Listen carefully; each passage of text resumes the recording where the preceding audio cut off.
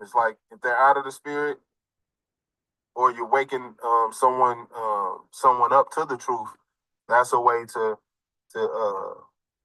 basically give alms as well. So it's not just with the physical, like giving money. It's also spiritual. So if you got a brother he going through all hell in this world, right? He going through trials and tribulations, and you break bread with him. Y'all sit down, you go over scriptures, you build them back up. That's a way of giving alms too in the spirit. That's spiritual, right? Uh, let's go to the book of Proverbs, chapter 3. Proverbs chapter 3, and we're going to read verse 13 and 14. And it reads, Happy is the man that findeth wisdom, and the man that getteth understanding. Right. So happy is the man that findeth wisdom, and the man that getteth understanding. So if you're talking to a brother and they don't understand something, they going through X, Y, and Z, and you help them, you relieve them through the scriptures and help them to figure this thing out, figure out whatever they was, having trouble with, and now that you gave them that understanding, hey, you doing good, man. Now you that's spiritually, right? Verse 14, for the merchandise of it is better than the merchandise of silver, and the gain thereof than fine gold. So this is talking about the spiritual alms, right? Just like it said, happy is the man that findeth wisdom, and the man that getteth understanding. That's you figuring out, keeping the law, statutes, and commandments, man. Reading, praying, fasting, studying. That's what that is, man. That's the only way you're gonna get that wisdom, knowledge, and understanding, man. Right? By keeping this law. Right? So this is spiritual alms that's being given, right? Verse 14 again, for the merchandise of it.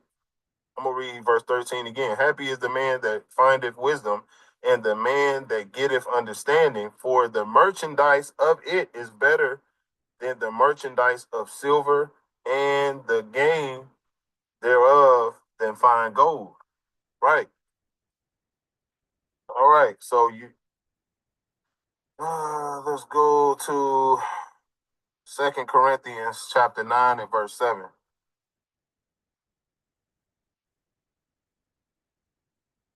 And you have to have a certain spirit too. Let me speak on that. You have to have a certain spirit on giving alms, right? You can't just give alms just to please man. You have to be sincere when you're giving alms. Let me show.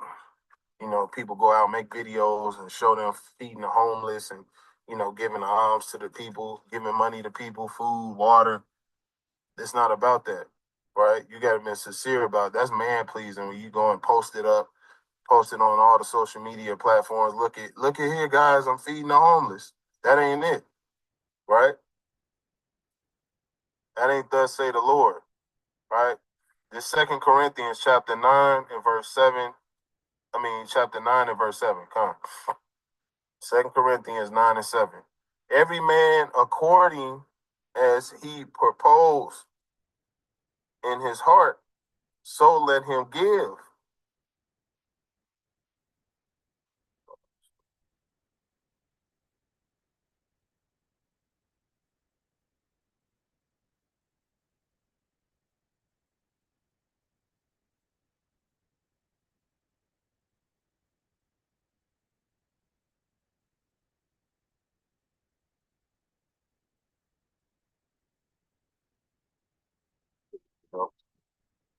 Every man according as he proposed in his heart, so let him give, not grudgingly or of necessity, for Yahweh loveth a cheerful giver. Right. So just give it, don't, like I said, don't be a man pleaser, right? Don't be giving it to please man. Don't be, to be seen of man. You recording videos and because I see a lot of that. People doing videos saying, "Hey, I feed the homeless. Won't you come out and feed the homeless with me?" But their spirit behind it is wicked, man. Right? Let's go to Matthew chapter 6 and verse 2 real quick. Matthew chapter 6 and verse 2, and we're gonna read now. It reads, "Therefore, when thou do thy alms, do not sound a trumpet before thee, as the hypocrites do in the synagogues and in the streets, that they may have glory of men. Verily I say unto you, they have their reward." Right. So don't sound the damn trumpets, man. Like the hypocrites. Hey, look at me, guys. I'm giving alms. I'm feeding the homeless. I'm a good guy. That's how they be acting, man. Right? It says don't sound the trumpet. Do not sound a trumpet before thee, as the hypocrites do in the synagogues and in the streets, that they may have glory of man. See, they want that glory of man, right? Verse 3, "But when thou do alms, let not thy left hand know what thy right hand is doing." Right? That's playing upon tables. Verse 4, "That thy alms may be in secret, and thy Father, which seeth in secret himself, shall reward thee openly." Right. So the Lord is seeing this. You ain't got to record this because the Lord is recording it. Right? Our whole life is being recorded. Everything we do is being recorded. Ain't nothing in secret, right? Let's go to First Peter real quick. Ain't nothing in secret, man. The Lord see everything. Right?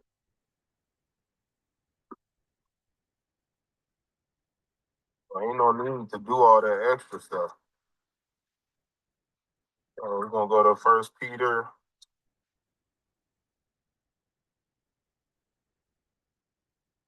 chapter 4, and verse 7. "But the end of all things is at hand. Be ye therefore sober, and watch unto prayer. And above all things, have fervent charity among yourselves. For charity shall cover the multitude of sins." Right? So giving and helping your brother and your sister out is going to give you a multitude of sins, right? So this is what you need to be doing. This is what we need to be doing, right?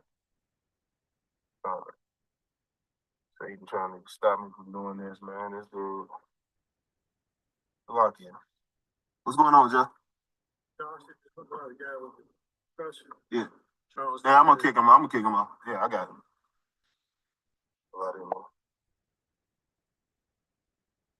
So you're always trying to get me to do extra stuff here, man. Plantation for you, boy. All right, let's continue, man. So that's another way of blotting out your sins, man. All right, shalom, shalom, shalom. Yabashmasha brakata, yabashmasha shmarta. Check me out. All right, here we are on another Wednesday wake-up call. I'm your host, Kasadia. We're going to go over some things that happened throughout the week. Post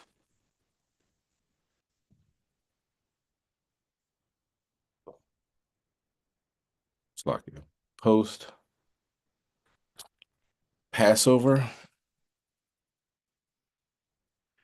The Pope ain't here no more, man. The Pope is gone. That's why we calling this a Pope pack now. We smoking on a Pope pack? No. All right, no smoke. That carbon in your lungs is not healthy for you. Okay, stay away, stay away. Light some incense, the Wada Abba, for taking out one of the most wicked men on the planet.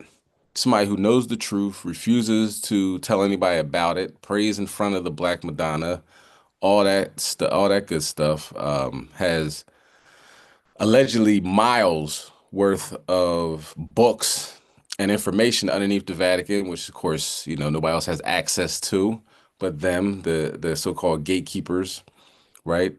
Towards God, allegedly. And look at that. Esau is the liaison between man and God in this wicked society that we're living in, Babylon. So he's no longer here.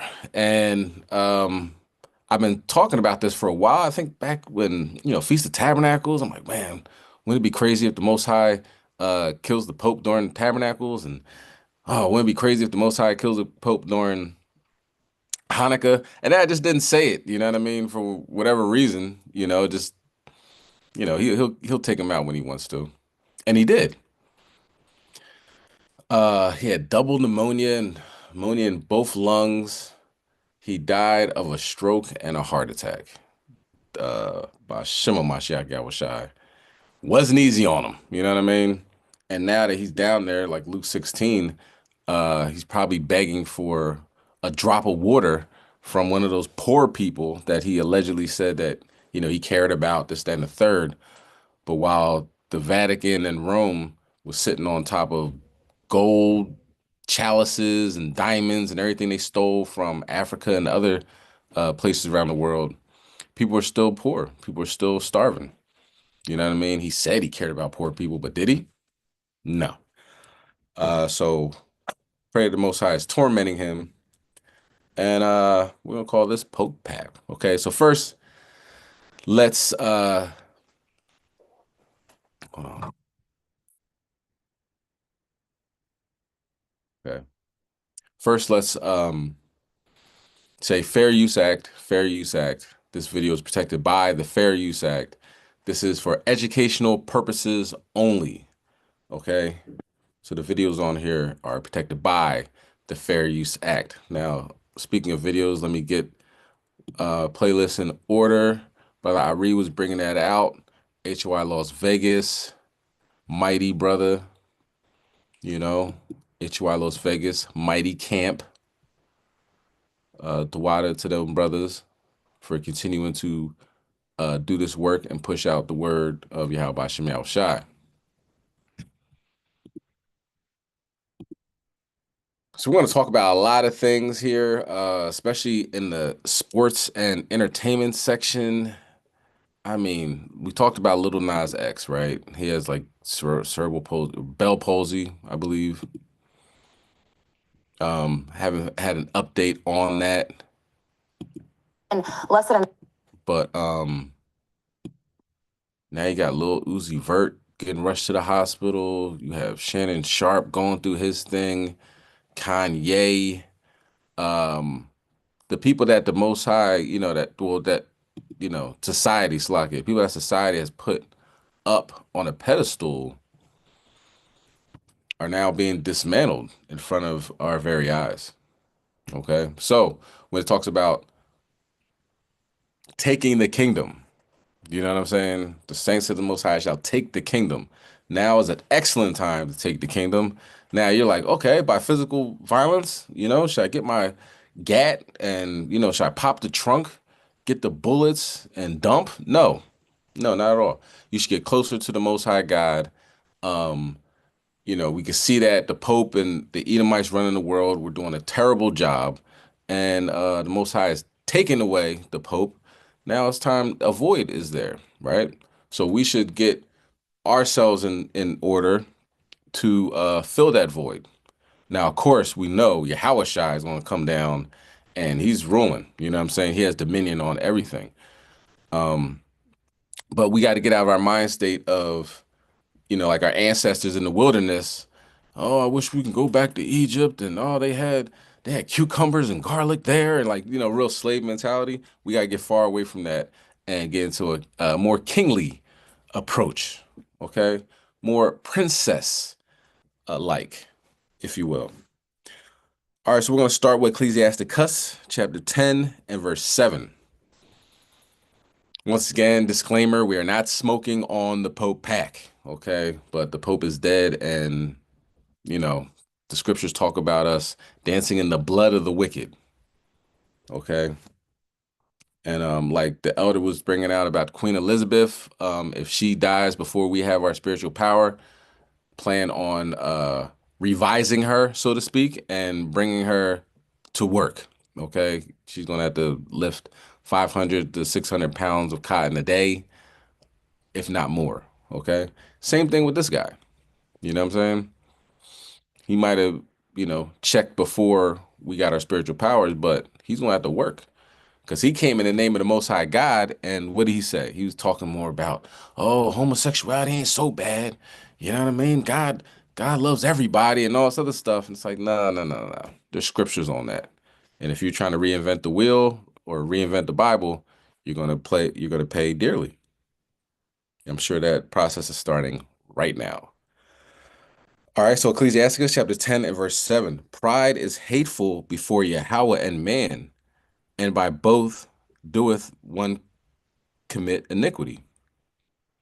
Because of unrighteous dealings, injuries, and riches got by deceit, the kingdom is translated from one people to another. So this kingdom right now is being ran by Esau. He's doing a terrible job. There's chemtrails in the sky. There's fluoridated water. The stuff they put in the jabs are like formaldehyde and dead baby stem cells and all types of diabolical stuff. Um, and the list keeps going on. They destroy everything to do with nature, chop down trees, chop down the what's it called? The Amazon rainforest, where most of the earth gets its oxygen. So everything they're doing is on the left side. We're going to show them how to do it on the right side. Through righteousness, through righteous dealings, through Yahweh Shem Yahushua using us as vessels. Okay, continuing on. Why is earth and ashes proud? Is there not a more wicked thing than a covetous man? For such one setteth his own soul to sell. So Esau, of course, works for Satan on the left hand side. You know what I'm saying? He's the ultimate sellout. You know what I mean? Anything to get another dollar, anything to get another second on this earth, he'll sell out his own grandmother, mother, child, niece, aunt, whatever. Okay? Because while he liveth, he casteth away his bowels. And, you know, they are known for the casting couch. You know what I'm saying? They're known for that Harvey Weinstein approach to $1 million status in this society. All right, let's get Acts chapter 12. Acts chapter 12 and verse 21.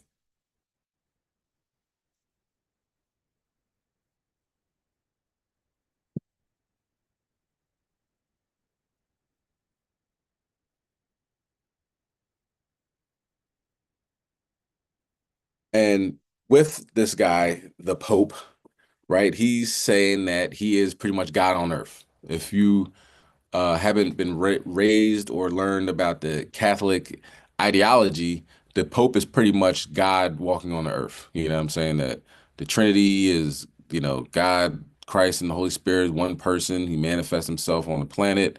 And the Pope is like the next thing next to God. You know what I'm saying? That's why you see the Catholics crying in the streets, and you know what I mean? It's a big deal for their Pope to die. You know what I'm saying?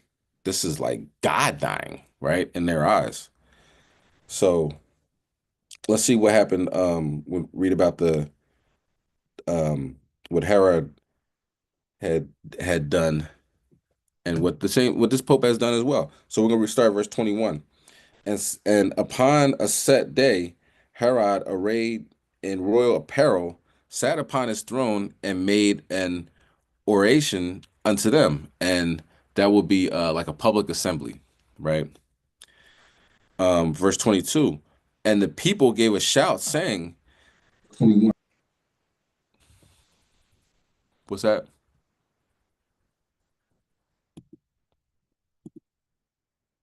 Okay. And the Pope gave a shout saying, "It is the voice of a God and not of a man." So the same thing with the Pope. Like, yo, this guy's a god. You know what I mean? Look at him. He can barely walk, and you know what I mean. He's been in the hospital for about 5 straight years now. He has to be a god. You know what I mean? But the Most High was just like bringing him down um, to the doorsteps and then bringing him back and just like playing with him like a cat plays with a mouse. Verse 23, and immediately the angel of the Lord smote him because he gave not God the glory, and he was eaten of worms and gave up the ghost. So anytime that we think we're better than who we are and we don't give the Most High the glory, he takes out of here like a cat shakes off fleas. Okay, and he shook off probably the biggest flea, which would be the Pope. And he's from Argentina. If you have any, knowledge of Argentina, the history, the Nazis went to Argentina after World War II. You know what I mean? Come one, come all. If you're a Nazi, we'll have you down here in in Argentina.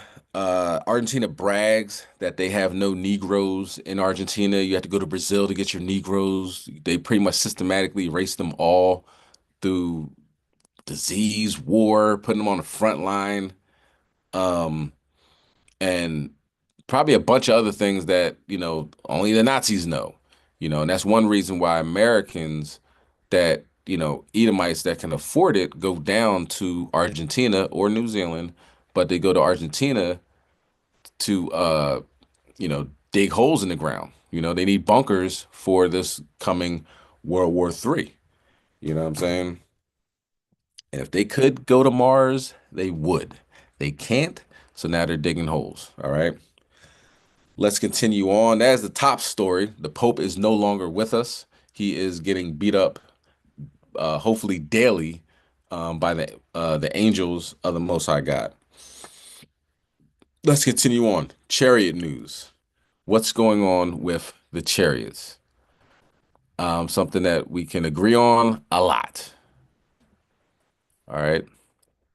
So let's get that available. So right now in New Jersey, there's a massive wildfire that is multiplying by the day. Not even by the day. Let's go with hourly. Okay, so it just started, I believe, like yesterday. Right now it's at, I believe, 12,000 acres, if I'm not mistaken. This video that we're about to watch was less than 24 hours ago, and it was at 3,200 acres. So that lets you know things are happening at a rapido pace.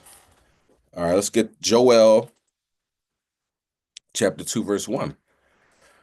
You might be asking yourself, okay, fires happen. What does that have to do with the chariots? Well, one, if you knew about these drone sightings that have been happening since the end of last year, roughly, so-called 2024. And then we saw brimstone falling out the sky during Passover. We talked about that. Falling out the sky into this guy's it was like an auto clinic or something to that effect.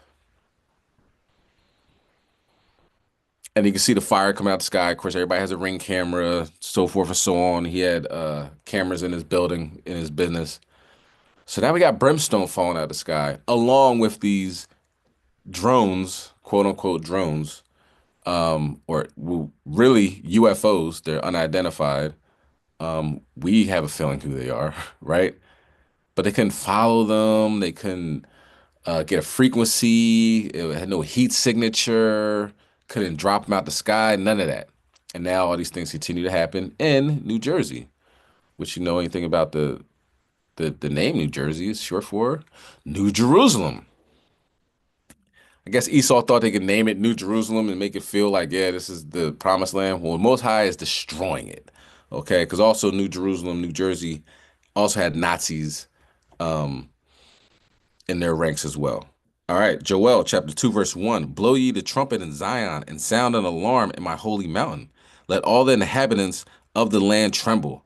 For the day of the Lord cometh for it is nigh at hand. Con, a day of darkness and of gloominess, a day of clouds and thick darkness. As the morning spread upon the mountains, a great people and a strong. There have not been ever the like, neither shall be any after it, even to the years of many generations. Reminds me of Esau said he seen a chariot come down by a military base, and he said they got out in an array of warriors. You know what I'm saying? He said they look like conquerors. They're like people that never lost a fight and don't plan on losing any fights. You know, they are conquerors. So that's who we have flying around in those chariots. Black men, big black men with weapons and that know how to fight, know all about weapons of war, all that good stuff. Esau would ask, how come they don't stop and land on the White House lawn? Who does that in a war? Do you know what I'm saying? Like, if you're at a war with somebody, you know, you're not going to land on their front lawn and say hi. You know what I mean? This is a devastatingly destructive force that has now focused in on Babylon. And we see through these scriptures and through these reports we're going to watch today that God clearly has his a bullseye on this place. Okay, let's continue. A fire devoureth before them, and behind them a flame burneth. A land is as the Garden of Eden before them, and behind them a desolate wilderness. So, as we're going to look in New Jersey, it is fire and destruction and evacuations, mandatory evacuations. People can't even stay in their homes. They got to go because that fire is moving rapido. Okay. Almost like the Palisades. I don't think the wind is that strong, but the wind is strong enough that is moving that fire around. Salakia. The land is as the Garden of Eden before them, and behind them a desolate wilderness. Yea, and nothing shall escape them. Verse 4, the appearance of them is as the appearance of horses, and as horsemen, so shall they run. Okay, so let's get a precept on that with the horsemen. It's different. You can read about horsemen, and they are literally horsemen that are riding on horses for battle. And then you can read about horsemen that are in the sky that are jousting and are ready for war. Let's go to Second Maccabees, chapter 5.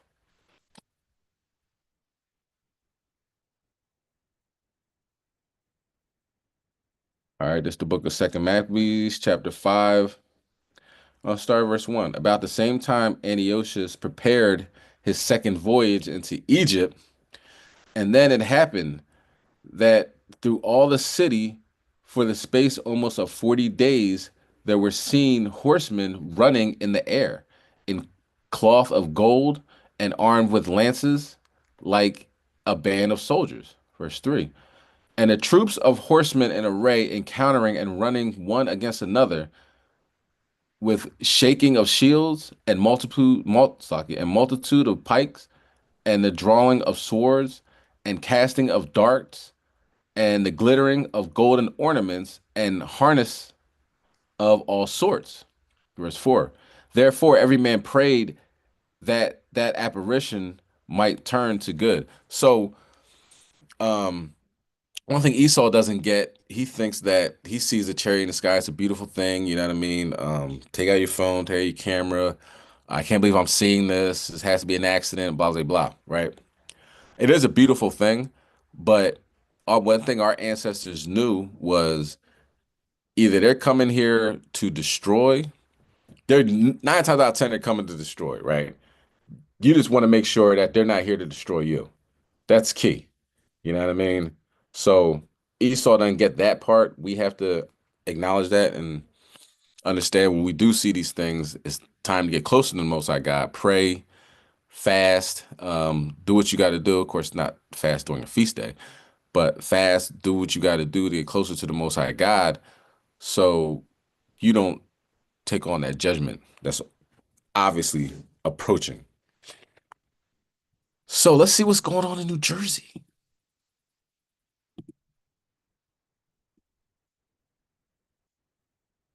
A lot of fire. Oh, Slovakia. We didn't get a chance to look at what happened with the Pope. My bad. Jumped the gun.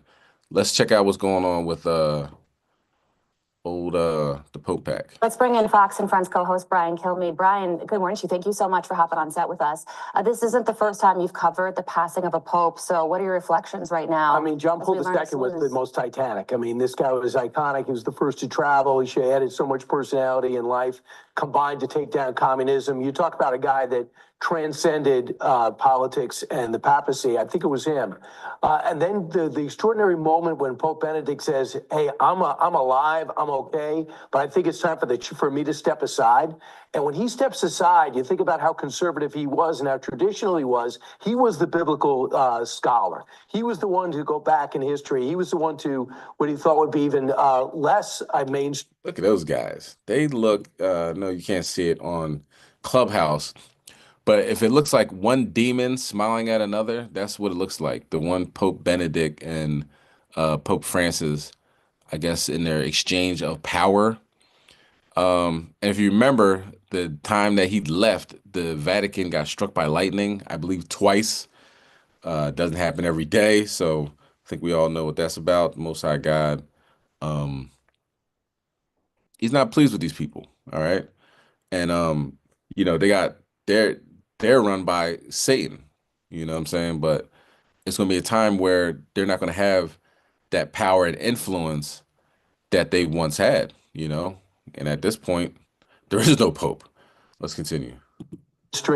More mainstream than Pope Paul II. But when he steps aside, he's replaced by this Pope, Pope Benedict, who really wanted to change things. He didn't like the opulence. He didn't like the gold. He didn't like the fine. He didn't like the gold, but did they still have gold all over the Vatican? Of course they did. Did they still have those paintings, those very expensive paintings, and all over? Of course they did. So a lot of talk, less action. Dining that comes along with that role. And then you think about what he was able to do and really focus what he says is on the poor.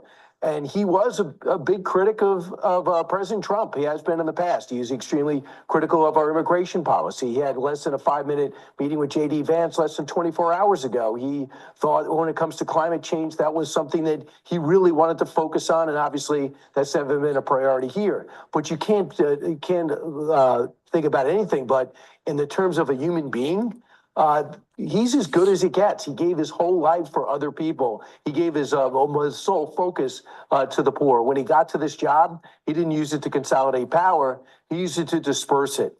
And I was just speaking to Father Jonathan over here, and he just reminded me, too, of some of the things that he brought out was, hey, when it comes to same-sex marriage, well, let's think about that. When it comes to having people get divorced and have their second marriage in church, let's consider that. And when it comes to even priests marrying, maybe that's something we should debate. There wasn't necessarily a plan how to do it, but it was, let's think about these things. But many traditional Catholics thought, including your previous guest, I'm not sure I'm not sure that's where the Catholic Church should be heading, which leads us to the next 2 weeks. We're going to decide which way the Catholic Church will head when. Okay, if it be the Most High's will, straight to the toilet. So he's wanted debates about same-sex marriage. What's the debate? God already spoke on that. But of course, since the Edomite doesn't believe in God, he believes in the God's hitman, Lucifer, or Satan rather. Then that's their aim. You know what I'm saying? Whatever they can do the opposite of what the Most High God says to do, that's what they do. All right. Let's continue on with the chariot news. Let's go to New Jersey. Slocky about that with the Pope, but skipped over it. Let's talk about New Jersey. New Jersey wildfire grows 3,200 acres. Slocky, hold on. for everybody on Clubhouse. Thousands of residents evacuated in Ocean County, and this is a picture of a scorching inferno.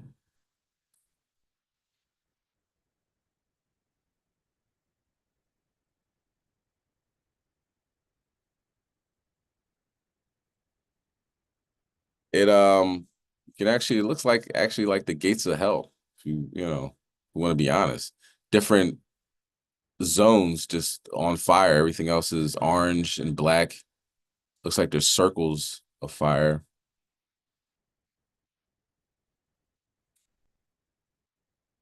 Here's the fire line. So this is Ocean County, New Jersey. And it ain't looking good.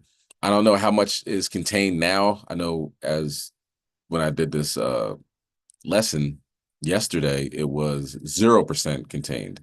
So unless a rainstorm or a hurricane's on its way, I don't think they really made too much progress.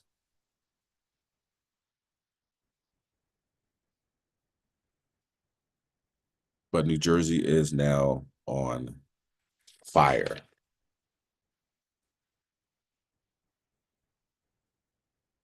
Let's continue on. Let's go to Exodus chapter 15 and verse 9.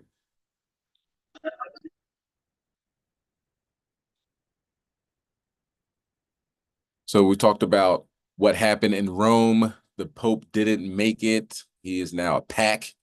Apparently, hopefully Negroes aren't smoking on the Pope pack because, smoking is not allowed, right? Defiling a temple. But he's now a pack, Dirt and worms to the evilest, to at least one of the top evilest men on the planet. So what happened now? That happened in Rome. Italy's not looking good. And don't forget, those damn Romans killed Christ. So they got a lot to pay for. A sinkhole just opened up and swallowed father and son in Italy as they were going to help people that were involved in some type of traumatic storm or, something crazy that happened in Italy. So let's start with Exodus chapter 15, verse 9. The enemy said, I will pursue, I will overtake, I will divide the spoil. My lust shall be satisfied upon them. I will draw my sword, my hand shall destroy them, right? These Egyptians would not let us go, even though when they let us go, they still wouldn't let us go. They just kept following after us. It's like Esau. He's talking about how much he hates you, but he wants to live next to you. He wants to gentrify your neighborhood. He wants to, when you're sitting there at work having a conversation with a couple of your coworkers, he wants to just weasel his way in between. What are you guys talking about? What's going on over here? Oh, yeah? Da-da-da. He's like a little spy. He's going to go back and talk to the supervisor and HR, like, Tyrone and Shaquita, we're talking about this. You know what I'm saying? Biggest snitch on planet Earth, right? So they talk about how much they hate us, but they need us. You know what I mean? These soulless wonders want to know what it's like to live, what it's like to live, to be like us, to have some type of spiritual discernment, what it's like to wash your hands after every time you use the restroom, what it's like to not have bath day and to take a shower every day and actually use soap and a wash rag. What? They have no idea what that's like. So they go to you. Let's continue on. Thou didst blow with thy wind, the sea covered them, they sank as lead in the mighty waters. All right. Who is like unto thee, O Lord, among the gods? Who is like thee, glorious in holiness, fearful in praises, doing wonders? Thou stretchest out thy right hand, the earth swallowed them. Let's have it. Tourists are being urged to stay indoors as Storm Hans brings rare and intense weather to parts of Europe. The storm has swept across Spain, Switzerland, and Italy, delivering heavy rainfall, flash floods, and unexpected snowfall.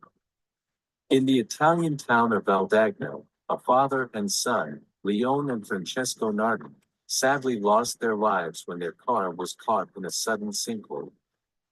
Local reports say they had gone out to assist with rescue efforts when the ground gave way. Their car was later found in the Ogno River. In another incident, a 92-year-old man was discovered in his flooded home in northern Italy. With conditions still unstable, emergency services are urging both residents and travelers to stay alert and follow safety advice as recovery efforts continue across the region. All right. So, a sinkhole opened up in Italy and swallowed up a man and his son, and they found their car afar off. It was a very strange story. You're trying to follow it. It's like, okay, so he went down the sinkhole, but somehow the son got out of the car and was found 3 miles away, and the car was over here. Hey, I don't know what happened. All I know is there's a strange story, and it happened to Esau. I'm assuming it's Esau Francisco Limicini or whatever his name was. Sound like Esau to me, so we're gonna go with that. And the fact that the earth opened up and swallowed him, that's rough. You know what I'm saying? That is rough. You know what I mean? I don't know what it's like to get swallowed by the earth. I do not want to find out. It's not nothing. It's not on my bucket list. It seems like almost like God hates you. The fact that you're looking up at the earth coming, you know what I mean, just falling over your head, and there's nothing you can do about it. The more you try to scratch and claw your way out, the more you fall deeper and deeper in. It's like what do you call it? Like quicksand. And they were just trying to help people. That's the Most High. You know it's the Most High. He's like, oh, you trying to help other Edomites right now? They're going through this storm that I sent. No, you're going to go into the ground. And if you see the picture of the sinkhole, it is massive. So massive that it made obviously international news. Okay, so that is our weather addition to the Wednesday wake up call. The Most High God will use tempest to get at you. All right, and you know you cannot throw bullets at a storm. You cannot swing a baseball bat at a tornado. It's a losing battle. So be on the Most High's good side. You have to worry about that. Let's continue on with that. Exodus chapter 9. Where was I?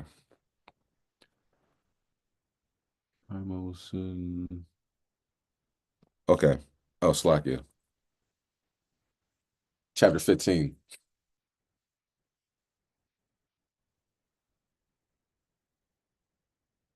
All right, start verse 12. Exodus chapter 15, verse 12. Thou stretchest out thy right hand, and the earth swallowed them.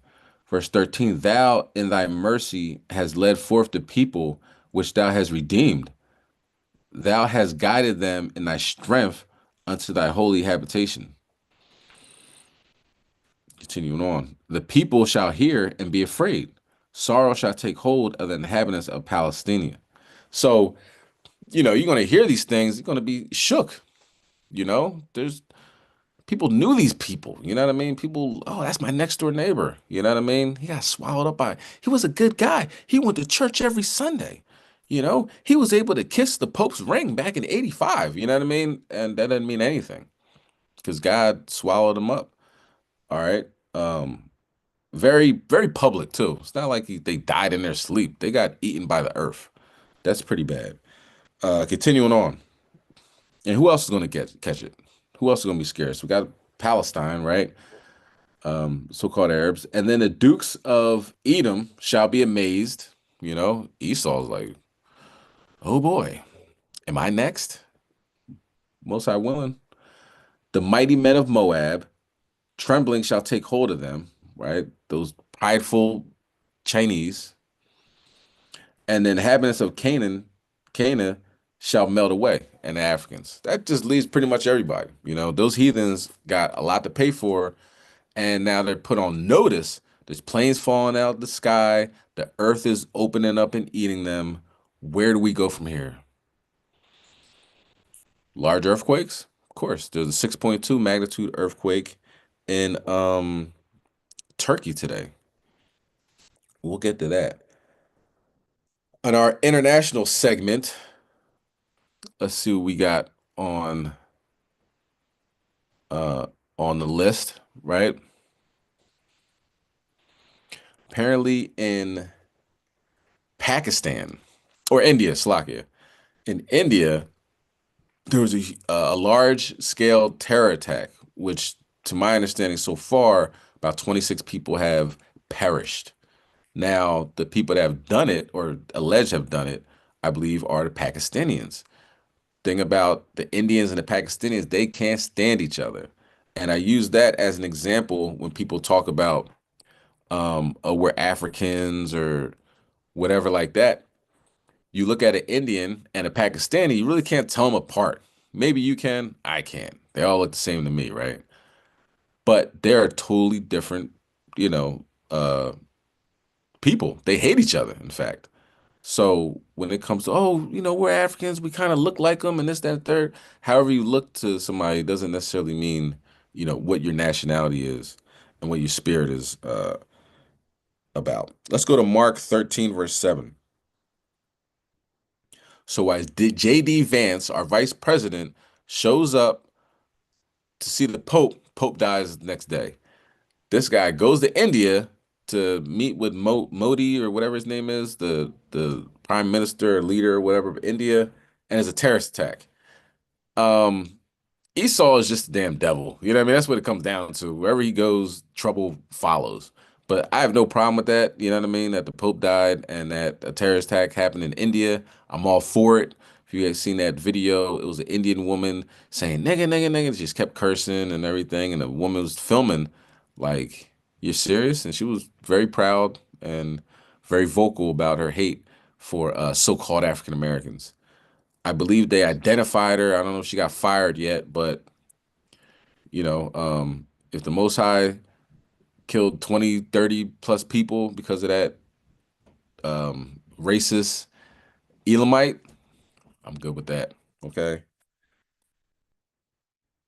But they got a lot to pay for it anyway. Can't just put it all on that woman's shoulders, but that's just the way they feel. So with that in mind, let World War III transpire through that because they both have nuclear weapons. So it can get kind of stupid, which I'm good with. All right, Mark chapter 13, verse 7. And when ye shall hear of wars and rumors of wars, be ye not troubled, for such things must need be. But the end shall not, but the end shall not be yet. For nation shall rise against nation, and kingdom against kingdom, and there shall be earthquakes in diverse places. Like I said a couple minutes ago, 6.2 magnitude earthquake in Turkey today. Yesterday, I believe, was a 3.1 magnitude earthquake in Ohio. When does Ohio have earthquakes now? Do you know what I'm saying? So when we talk about diverse places, clearly Ohio's a diverse place. And there's other earthquakes that have happened near like the Solomon Islands and different places that I'm not saying they're not inhabited, but there's not a lot of people there. But it's been plenty of earthquakes that have been happening in the middle of the oceans where allegedly nobody's around, maybe Leviathan's there, but it's been as diverse as it can get. And there shall be earthquakes in diverse places, and there shall be famines and troubles. These are the beginning of sorrows. All right, so let's check out what happened in India. The terrorist attack. Woe is me, India. Y'all be all right. And we're going to Indian-administered Kashmir now, where at least 20 people are feared dead after gunmen opened fire on tourists. It's the worst violence the region has seen in years. Police are treating it as a terrorist attack. It occurred in the small Himalayan town of Pahalgam, which is popular with visitors. Prime Minister Narendra Modi called it a heinous act and says the attackers will be brought to justice. Let's go straight to DW correspondent Shalu Yadav in Delhi for more on this. Shalu, what are you hearing from Kashmir? What's the latest? Well, Gerhard, the attack happened this evening when militants opened fire at tourists in Pahalgam, which you said that it's a very popular tourist location. It's just 2 hours from the summer capital of Srinagar. Now, we've been seeing the visuals over the last few hours of the attacks being rushed to the local hospitals. Now, as far as the death toll is concerned, it is still being ascertained, said the Chief Minister of Jammu and Kashmir, Omar Abdullah. But he also said that, needless to say, that this attack is much larger than anything we've seen directed at civilians in recent years. Now, my own sources are telling me that over 25 people have died in this attack and many have been injured. But let's wait for an official number on that, Gerhard. Meanwhile, Home Minister Amit Shah is on his way to Srinagar to hold a high-level meeting with the security officials and with the armed forces. Now, remember, the timing of this attack is not lost on anyone, Gerhard. J.D. Vance, the US Vice President, happens to be in India. So many are seeing this as an attempt to get maximum attention to Kashmir by these attackers, by these militants. Now, Kashmir has been a conflict region for decades, as you know. And as per the Indian government, recent years did see a reduction in the number of attacks on civilians by militants. But this attack seems to puncture a hole in the normalcy narrative that's been given out by the government in recent years from Kashmir. Now, you've touched upon this, but who is believed to be behind these attacks? Any particular group? Well, it's a small-known militant group called the Kashmir Resistance. They have claimed responsibility for this attack on a social media post.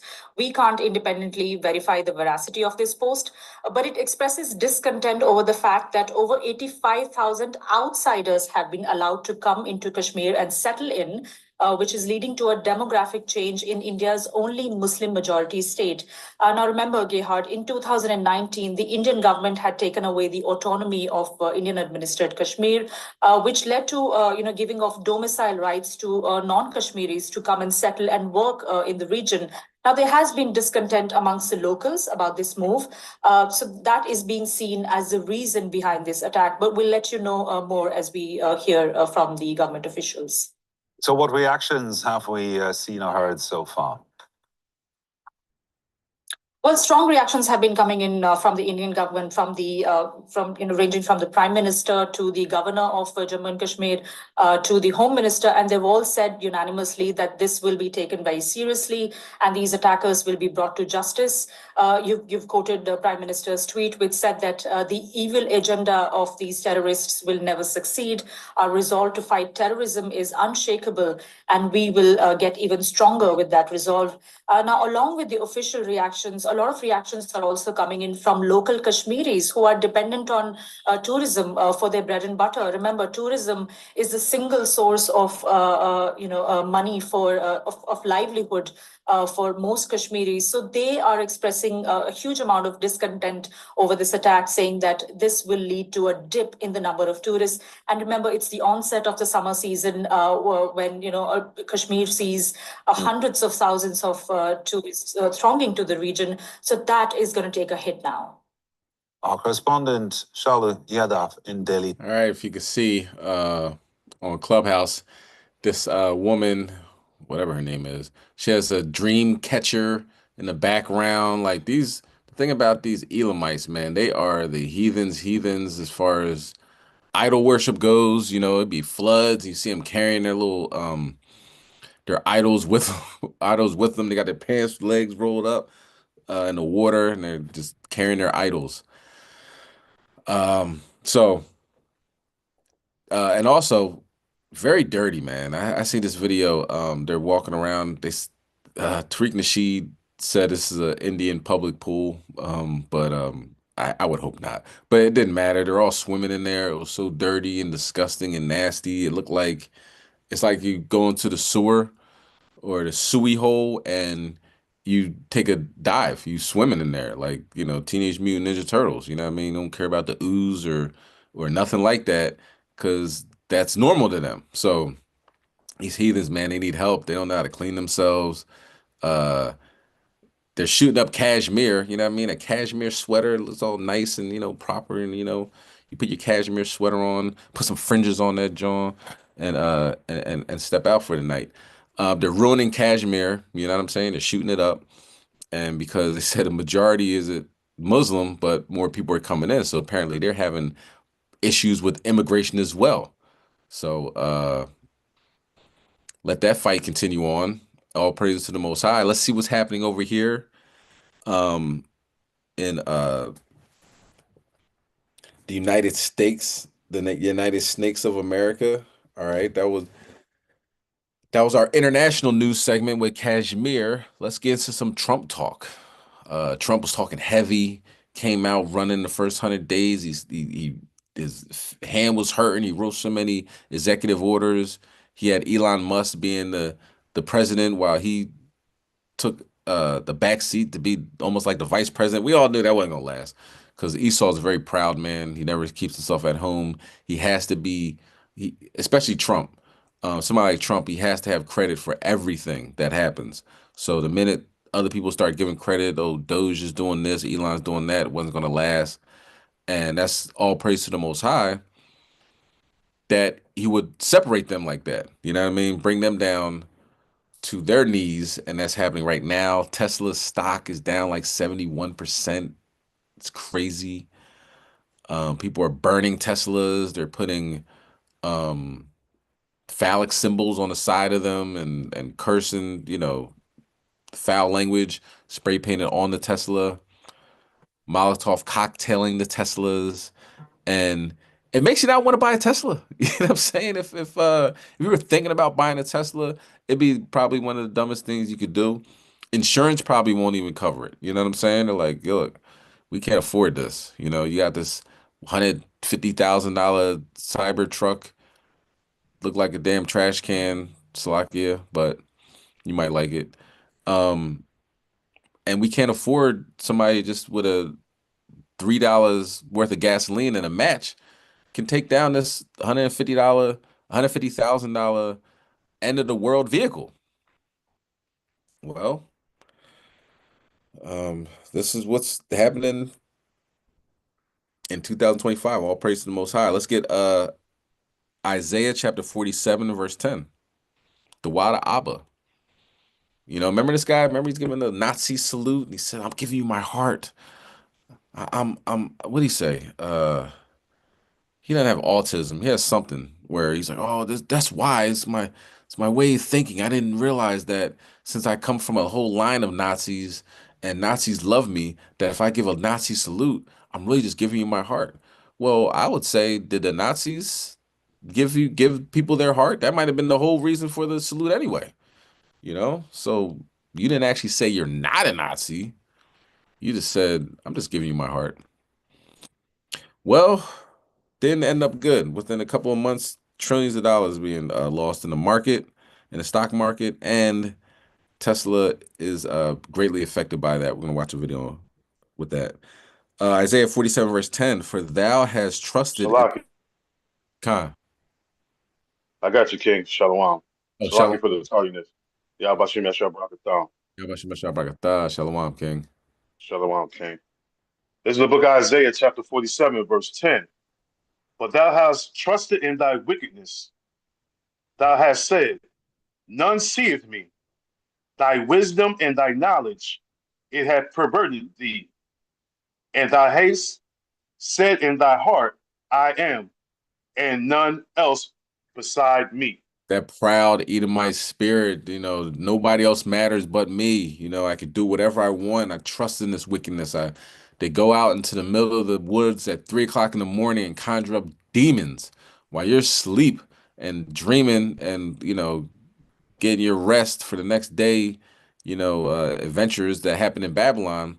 These Edomites, they go out in the middle of the woods, dark clothing and cloaks and fire and chicken bones and goat's blood and do all these other strange rituals. Nobody sees me. Nobody's paying attention to this, right? They've been caught several times by people that are also in the woods, maybe ghost hunting or some type of adventure. You know how Esau is, and they're like, "What are these people doing, chanting and everything, 3 o'clock in the morning?"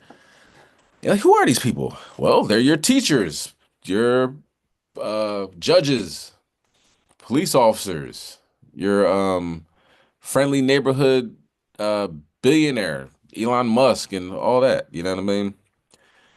This is something that they do. Go ahead, can you read verse 11.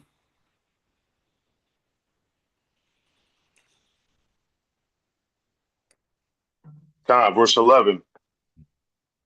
Therefore shall evil come upon thee, thou shalt not know from whence it riseth, and mischief shall fall upon thee, thou shalt not be able to put it off, and desolation shall come upon thee suddenly, which thou shalt not know. And so the Most High, I got you. Keep up with that. Keep that same energy, because I got something for you. It doesn't take long either. That's one thing that you gotta understand is walk. You gotta have patience. You see something crazy happening, you're like, oh my goodness, we're in trouble. Donald Trump is going to do this and that and the third, and he's going to come get us, and he's going to do this, he's going to do that, right? But look how God works. They were best friends. Now his behind getting fired. I don't know if he's actually going to get canned, but he's not going to be working there soon. And he's going to have to find an excuse, as Rachel Maddow is going to put out. He's going to have to find an excuse to get out, because this little stint in the government has been nothing short of awful for his businesses and his bottom line. All praise to the Most High. Let's bring out this video. Amid the markets just rejecting everything Trump is doing and sloshing into the muddy depths again today, the automobile company that is owned by the president's top campaign donor, that's doing particularly poorly, even against a market that itself is doing very poorly. Here's the Journal again tonight. Quote, the past few months have been particularly punishing for Tesla, which fell about 5.8% today. Tesla's shares have plummeted 44% in 2025 so far. Today, Tesla dropped outside the largest 10 U.S. companies by market value for the first time since June 2024. Tesla is grappling with slower sales and a damaged brand, with Chief Executive Elon Musk's prominent role in the Trump administration alienating some customers. The company is set to report earnings tomorrow, Tuesday. Analysts are expecting a year-over-year drop in Tesla profits. The Washington Post reports that Elon Musk may be heading toward the end of his time in Washington. That First Corner earnings report that his car company is due to give tomorrow, it does look like it's not going to be good, and that may give him a business excuse that he might be looking for to get out of Washington. After all, his time in Washington kind of started bad and has been scuttling worse and worse all the time.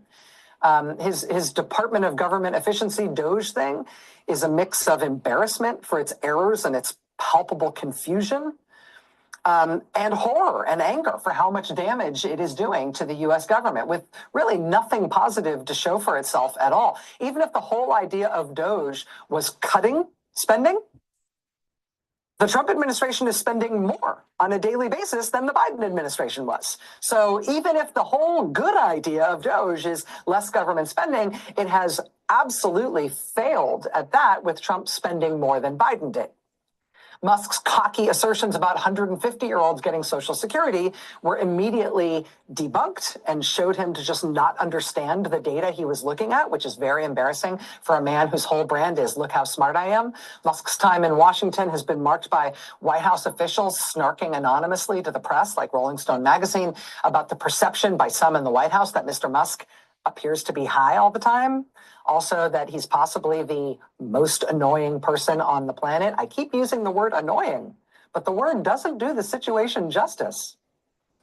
Musk apparently tried to get a top secret briefing from the Pentagon on China war plans. That was promptly reported in the New York Times, which led President Trump to show that he was both absolutely unaware that his top campaign donor had arranged this for himself. Trump then very quickly made clear that he didn't think something like that should happen. And so it was canceled, and Elon had to eat that too. Musk then tried to get back into the money and politics game, where he'd done so well, getting Trump into the White House in the first place. He went very publicly all in with massive spending, ostentatious spending, and personal appearances to try to sway the Wisconsin State Supreme Court election. Elon Musk's candidate then lost by double digits in an election that was universally branded as a referendum on Elon Musk. Musk then installed his own choice as acting IRS commissioner, Treasury Secretary Scott Bessent then complained to Trump and uninstalled the guy 2 days later. Musk then took a loud public stance against Donald Trump's tariffs. Trump has ignored his loud public stance against them and kept the tariffs and all their disastrous implications, including for Musk's own car company. Musk then started a loud public beef with Trump advisor Peter Navarro. Trump decided, quite obviously, to keep Peter Navarro, and we haven't heard much from Elon Musk ever since.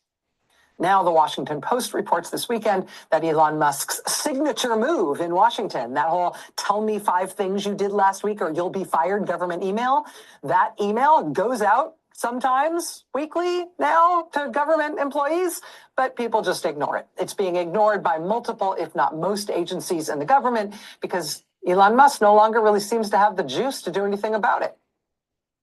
Musk no longer appears to be running stuff, let alone personally wielding some kind of axe over every government employee in every government agency. All of that on top of the massive public revulsion at his role in Donald Trump's administration and in American politics. The massive public revulsion for Elon Musk's role in Washington has made the Tesla brand toxic, not to mention his own personal brand. So we'll see tomorrow how things go on that Tesla first quarter earnings call. We'll see how it goes for Tesla. We'll see how it goes in terms of telling us what's about to happen to Elon Musk and his sojourn in Washington. Okay, so that was Monday, and yesterday it's down like 71%. How do you survive that? You know what I'm saying? That is traumatic. That's your brand. It's gone. It's in the toilet. You gotta flush it. Now, with that in mind, we have to give, of course, all praise, honor, and glory to Yahweh Bashem Mashiach Yahushua. These guys hit the ground running. White supremacists here, white supremacists there. Stephen Miller. He was very vocal about what's going on in South Africa. They're just executing white people. It's was reverse racism. I mean, all that, you know what I mean? And he just kept like pushing the envelope, every little dog whistle, and emboldening the Edomites to do whatever they want to do to the so-called Black, Hispanic, and Native Americans. Kyle Rittenhouse is a hero, and Daniel Perry, or whatever his name was, the guy that choked up the brother on the New York subway, come on over to the State of the Union address. Come on, let's meet and have some beers at the Army-Navy game. You know what I'm saying? They were getting promoted pretty much, from their low-level Edomite murderous ways to high-level rubbing elbows with Elon Musk and them. Well, it's not going too good now, is it? You know what I mean? It's almost like God is here listening to our prayers and our groans and the thing we're going through here on the planet, and he's reacting. Because only God can tear these two people apart, and he's doing it. And he's bringing down Tesla in the process. All praise, honor, and glory to Yahweh Bashem Mashiach Yahushai throughout the 4 corners of the earth. Praise him. Now let's get into, that was Trump talk. Let's get into the domestic violence segment, which ultimately always has Esau as the star. Okay. So we just, got finished with Passover. After the closing, things didn't go too good, go well for the Edomites, right? You had 3 days later, the Pope died, right? And that was the day after Arya and Brother Nadiv did a live lesson. You could check it out on the HY Chicago YouTube page or on Facebook. I believe they both went live on Facebook. And the next day, the Pope died. I don't think he could take it. You know what I'm saying? It was just so much information that he's like, you know what? I don't even want to be here anymore. Or realistically, the Most High said, let's get these guys out of here. Let's get them out of here. You know what I mean? Beat them up for years. It's time to go. So 3 days after the closing of Passover and a day after that mighty lesson, the Pope checked. But what else happened? I didn't see a whole bunch of shootings that occurred on Easter Sunday, which is unusual, but something did happen. It was a fire. Let's go to Malachi chapter 1 and verse 4. It's happening in Queens too. And if I'm not mistaken, the brothers in New York will know this area because they said this was hit by Sandy. And I do remember brothers always say, Sandy left the ghetto so dry. And the Edomite section was fire and water. Not only was it flooded in their neighborhoods, but their houses caught on fire. So nobody could put out their fire because they couldn't get through the water. And how ironic is that? Your house is on fire while you're surrounded by water. Yeah, the Most High is good and terrible. Let's go to Malachi 1, verse 4. Whereas Edom saith, we are impoverished, but we will... Gone. Oh, Slakia, King. Gone. No, I've got muscle memory. My bad. God, it's all good, kid. This is the book of Malachi, chapter 1, verse 4. Whereas Edom said, we are impoverished, but we will return and build desolate places. Thus saith the Lord of hosts, they shall build, but I will throw down, and they will call, and they shall call them the border of wickedness, and the people against whom the Lord have indignation forever. So they after Hurricane Sandy, they're like, we're going to rebuild, we're going to come back strong, and they did. They rebuilt and they came back strong, and the Most High God destroyed them again. So, I mean that's got to take the wind out of your sails, so to speak. You know what I mean? They gotta drain your battery out of your pack. All right. But and right before Easter, oh my gosh, you know what I mean? They got it all together, and they're gonna show you Clubhouse. You're not gonna be able to see it, but I can kind of give it some details that they set up the altar. Of course, they had white Jesus up there.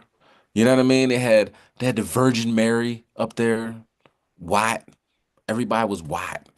And when you look at the parishioners, they were all white too. But I thought we're supposed to be bringing everybody together. It's like a melting pot. How come you have your white churches and their black churches? You know what I mean? Like on Sunday, that's pretty segregated. You know what I mean? Of course, we all know Sunday isn't Sabbath, but as far as Christianity goes, Christians are saying God loves everybody. We should all be together and all that. Why are you being so racist towards me? And this, that, and the third. And then you show up to their church and you're like, where do you keep your black folks? I thought you weren't racist. I thought this was God loves everybody. No? And then the same thing with Jake. Jake's like, y'all talking about these white people, they ain't do nothing wrong. Then you go to their church, like, where's all your white people? How come they're not here at your church, sir? Sounds hypocritical to me, but I digress. Let's watch this awesome footage of God destroying this church in Queens, New York. Good evening, I'm Tanya Rivero. Joe is off tonight. We begin in Queens, where flames torched a house of worship, leaving parishioners with nowhere to go on the eve of Easter. It happened at St. Edmund Church in Breezy Point earlier this afternoon. More than 100 first responders worked to battle the... Slaki, if you're in New York and you have access to, the chats, whether it's on Clubhouse or if you're from New York or whatever, right? And you have access to the chats, can you let us know what Breezy Point is, what's that like? Is that Edomiteville, USA, or not? The water. The intense inferno, but much of the building has been reduced to ash and cinder. Eyewitness News reporter Anthony Carlo spoke to parishioners who lost their church home. Fire marshals are trying to figure out how this all started, while parishioners who were getting set to celebrate Easter are now mourning the loss of their church. They had just finished decorating the altar in preparation for Easter Sunday. So as we're looking at the altar, of course, you have Caesar Bonjour up on the cross in the background, many crosses all over the place, flowers, lilies, very nice flowers though. But then you have, of course, Edomite Jesus, Caesar Bonjour with his hands out. To the left, you have the Mary, Virgin Mary. She does kind of like a little dark tint, but I think that's because of the where it's at. You know what I mean? Because if you look at the picture of Jesus, that's very, very white, very, very white. But so they took a picture of it, and somebody left their curling iron on, or you know what I mean. Esau's in the back smoking some Marlboros, and then put it out, and then lit the whole church on fire. Unbelievable.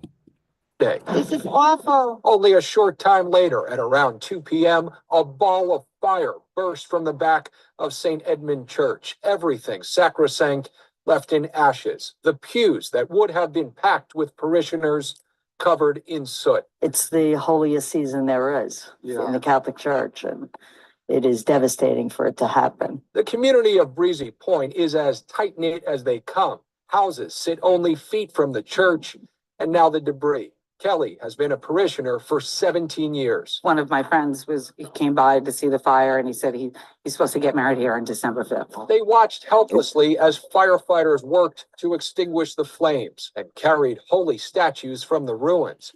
We were just making fun of Elam carrying their their idols, which can't carry themselves. They can't walk or can't breathe. And look at Esau carrying his idol. You know what I mean? He's excited. At least we saved this. Yeah. Somehow this statue of Jesus and a crucifix made it out unscathed. That gives the community that sense of hope that God is still watching over them and being part of their Easter weekend. And he has not abandoned them, which is what the message of Easter is. Hours after the fire was put out, the church was boarded up. And not for the first time either. The people here remember the tragedy of Sandy, and now they're facing this new tragedy. So there's a lot of history here, but there's also a lot of faith here. Hurricane Sandy destroyed all but this statue of the Blessed Mother, which now sits outside the church. The congregation may be shaken, but not defeated. It's just sad because they were getting ready for the Easter tomorrow, and the landscapers were all here yesterday and the day before. Really sad. I hope they rebuild it. They did once before. Fortunately, this church is one of 3 within the same parish, so people won't have to go so far to celebrate Easter Mass. In Breezy Point, Anthony Carlo, Channel 7 Eyewitness News. Yes, Breezy Point. They saying so. They saved the Caesar Bonjour statues and the cross, and they're saying, well, God didn't forget about us. I don't think he did forget about you. I don't think he forgot about you at all. I think it's not over. You know what I'm saying? The fact that they're still alive means it's a lot more fun the Most High is going to have with them. You know what I mean? And he talks about that, like laughing at them. You know what I'm talking about? We get Psalms 2, was that 3 and 4? He's going to laugh at y'all. You know, like with that movie Carrie, they're all going to laugh at you. All right. So let's get to a weather update, okay? Most High destroyed their church. Destroyed their pope. You know what I'm saying? Hey, boy. World War III implications with India and Pakistan. Let's continue on. You know, Elon Musk falling apart. They said he's high all the time. He's stoned off of ketamine. I don't know what that is, but damn it, that sounds like crack to me. You know what I'm saying? So we got a crackhead in the White House again. You know what I mean? From Hunter Biden to Elon Ketamine Musk. You know what I mean? He must have it. And now let's get to a weather update. This is very strange. We're going to let this whole thing rock out, okay? We're going to let it rock out. This talks about the ringing of the ears. It talks about people sleeping too much, sleeping too little. So you can all kind of okay, Mike Alice said, Khan, Mighty King, that's Edomiteville with a mixture of other nations. A little bit bit of Issachar is there, but only a few. Khan, Dawada. The water. Yeah, if Issachar wants to hang out with Esau, hand joining hand, you're gonna catch it too. All right. So, have your ears been ringing? Have you been sleeping a lot more lately? Have you been sleeping a lot less lately? The Schumann resonance, which is kind of like the heartbeat of the earth, has been going crazy. So it affects people differently. We're not getting into Mercury is in retrograde and Leo and Sagittarius. We ain't getting into all that. But one thing we have seen is that the celestial, the stars and everything like that have an effect on people. Full moons, more children are born on full moons. More people are assaulted on full moons. You can see, if you work with the public, you can see sometimes how people react adversely during full moons as opposed to not. But a lot's going on. There's flashing lights everywhere. We had flashing lights in our hotel room during the Passover, and for the first couple of days, and then the last couple of days, it didn't happen anymore. So very strange, very odd, but this is something that seems to be happening definitely nationwide, but other places around the world, it's been happening as well. Let's get Jeremiah 19 and verse 3. Bees have been dying. If you have, say you have like a rose bush or, a bush that has flowers on it or something like that. Have you been noticing bees? Normally you have bees around this time, pollinating them and everything like that. Do you notice that now? Have you seen dead bees around your property?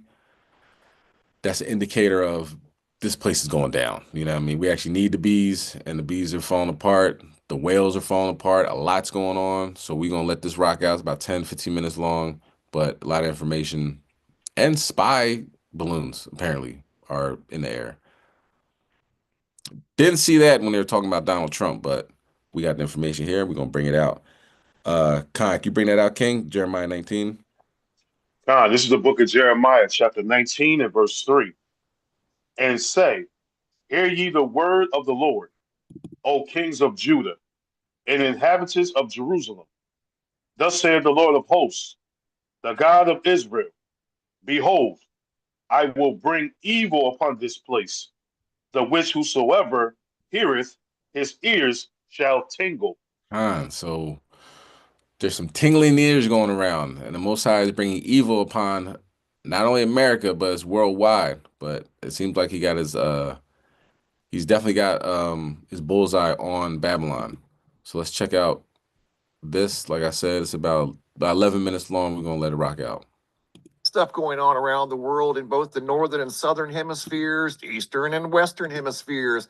I'm getting reports of whales showing up on the shores of San Francisco, Long Beach, way down here in southern Australia. I'm getting reports. I shared a couple yesterday, but I've gotten a lot more. I don't know how many dozen reports I've got of people finding bees laying around in their backyards, on their patios, myself included. I found 8 bees in our backyard that just mysteriously showed up in a matter of just a couple of hours. I was out in the backyard in the morning, in the afternoon, the bees showed up on the patio. It looks like there's something going on that's affecting whales, that's affecting bees, that's affecting lights, flashing lights all around the world. And also what may be just a strange coincidence, in the last 72 hours, there have been 3 more airplane incidents. A Delta flight caught on fire in Orlando yesterday. There was an incident in Illinois where a plane just fell out of the sky, landing on this highway.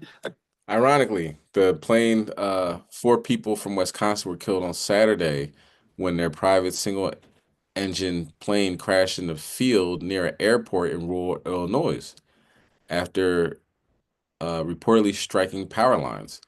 Ironically, we just had Passover in Illinois. Isn't that ironic? Don't you think? a couple of days ago. And then there was an incident in Nebraska back on the 19th, just 3 days ago, where an airplane dropped out of the sky into the Platte River in Nebraska. Now, in this video, I'm going to show you guys an example of humming power lines. Are you serious? In broad daylight? Check this out. This video may get loud at times, so you may want to adjust your volume accordingly. Power lines making a strange crackling noise in Alabama. This video was recorded yesterday by Lisa from Alabama, southeastern Alabama. Here we go. Check it out.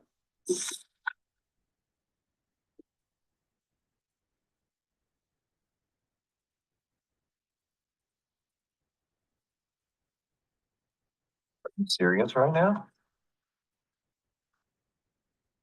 This has a part two. We're going to zoom in to the top of the power pole. We're going to look for sparks, and it's going to get a little bit louder as we zoom in. I adjust the volume just a little bit. So once again, it may get just a little bit loud here.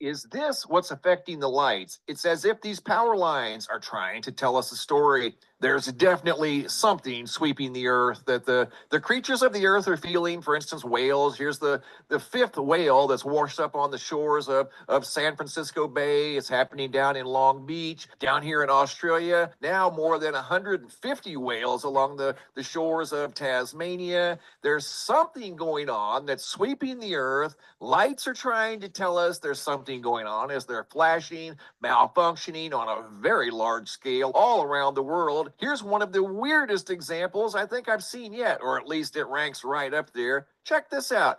Video sent in from Little Elm, Texas by Mark from 4/17 of 2025. Look at the sign over there.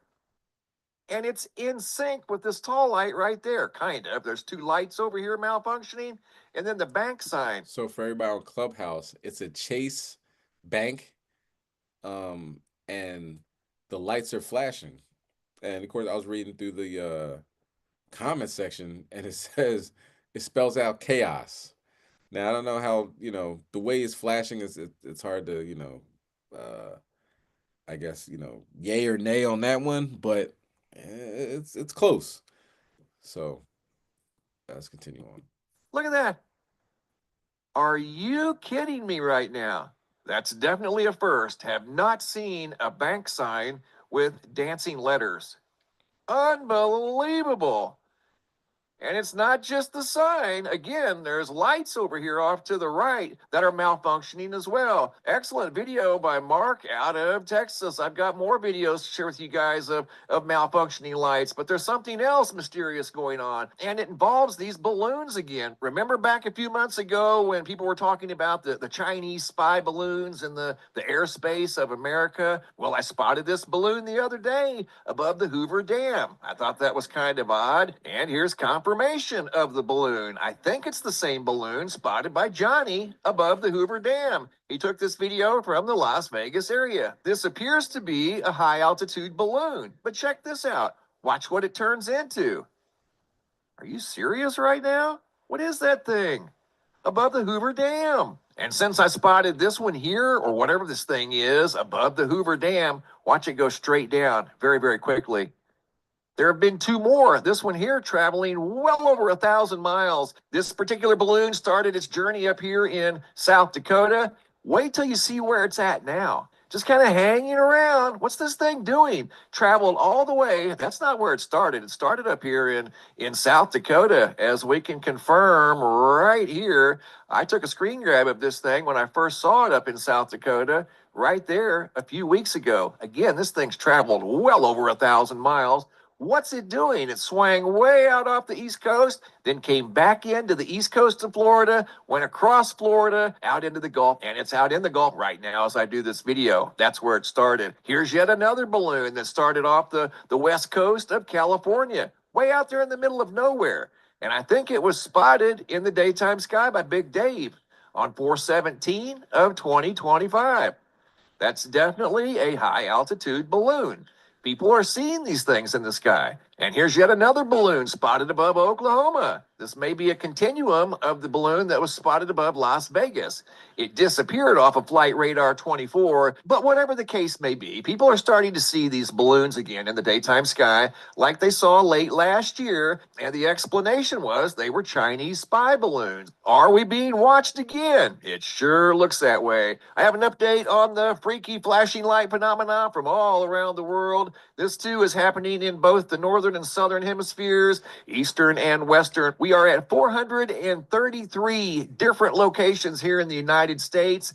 Just over 1,100 videos have been sent in of this phenomena that's sweeping the earth. Guys, there's something going on. Check this out. Video sent in by Stephanie Jackson out of Memphis, Tennessee, goes back to April 12th of 2025. Less than 2 weeks ago, she came across this apartment complex in Memphis, Tennessee. Check out all of the malfunctioning lights all over the property. On this building here, and we're just getting started. Check this out. This building over here. So everybody that's on Clubhouse, it looks like it's the beginning stages of a scary movie. Like I would not, if I lived there, I'd have to go, you know, sleep over somebody else's house. I'm not going to my apartment complex, or I don't know if this is a hotel, and just about all the lights are flashing. It just doesn't sit well with me. You know what I mean? But it looks out of place, definitely. There they are. This building over here to the left, on both the upper and lower levels. You've got to be kidding me. And this is trying to be downplayed as defective equipment. Are you kidding me? The bees are sensing something. Whales are sensing something. This is not a side effect of defective equipment. Something is causing the equipment to malfunction. What is that something? That strange noise we just heard in the power lines? Watch what happens next. This next segment has narration. Video number 2. Here we go. Mr. MDB 333. This is the same place that I came 3 days ago on Monday. And now I'm coming back.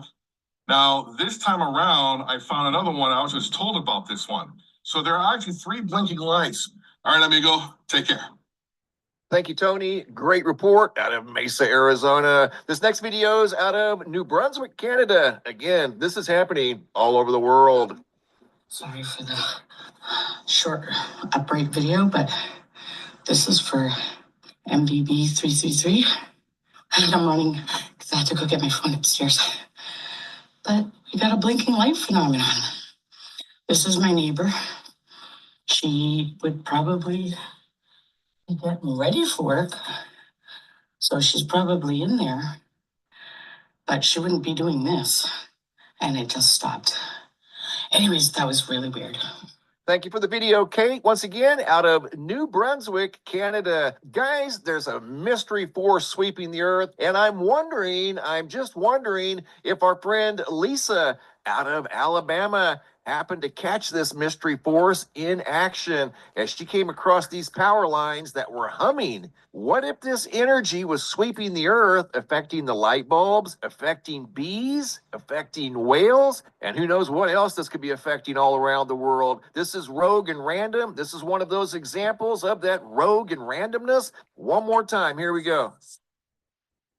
Something is interfering with the flow of electricity, and it is showing up in random places all around the world. Coming over here to the homepage of the website, today's feature photo was sent in by Gary out of Blackpool, United Kingdom. Check out that sky. The skies look like something out of a movie above Blackpool. Are you serious right now? No, that's not AI generated. That was real. Great photos by Gary. Checking in on the GOES X-Ray Flux over here at the Space Weather Prediction Center. These are solar flares in the last 72 hours. And as you can see, there's been a couple M-class solar flares in the last 24 hours. Looking at the Schumann resonance, it's been wild this week, but the last couple of days, pretty quiet. Thanks for the photos and videos, guys. Keep them cut. All right, so the one video in UK, or the picture in UK, it looks like clouds are drooping down. Very strange looking. But I know in Clubhouse you can't see it. Looks very odd. So ask yourself, have you seen any flashing lights in your house or gas station, maybe at the grocery store or whatever like that, if you see it. And you can film it without crashing, or if you're not driving, you know what I mean? Film it. You know, got to be safe though. Be safe to do anything. If not, you can't film it, then just write it down, the time and date, and see if anything happens, anything transpires out of that. You know what I mean? I like, for instance, I saw one the same day, later that night, the plane crash in Philadelphia, that jet crashed in Northeast Philadelphia. I seen one earlier that day. So I would say write it down to the date, time, and everything to see if anything happens as a result of that. Could have been just a message like it's about to go down. Because it is actually going down, you know what I mean? Whether it's the spy balloons, the electricity, noises coming from the electricity, the lights flashing. A lot of things are going on in this world that they're not talking about on the mainstream media. That's why one reason we have the Wednesday wake up call. Okay, let's continue on. Let's go to Sirach chapter 26 and verse 5. This is the wrapped out section. You know what I'm saying?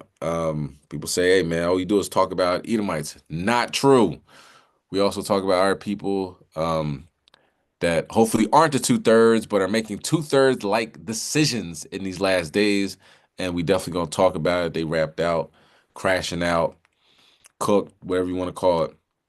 Ain't doing too good. Let's bring that out. Sirach chapter 26, verse 5.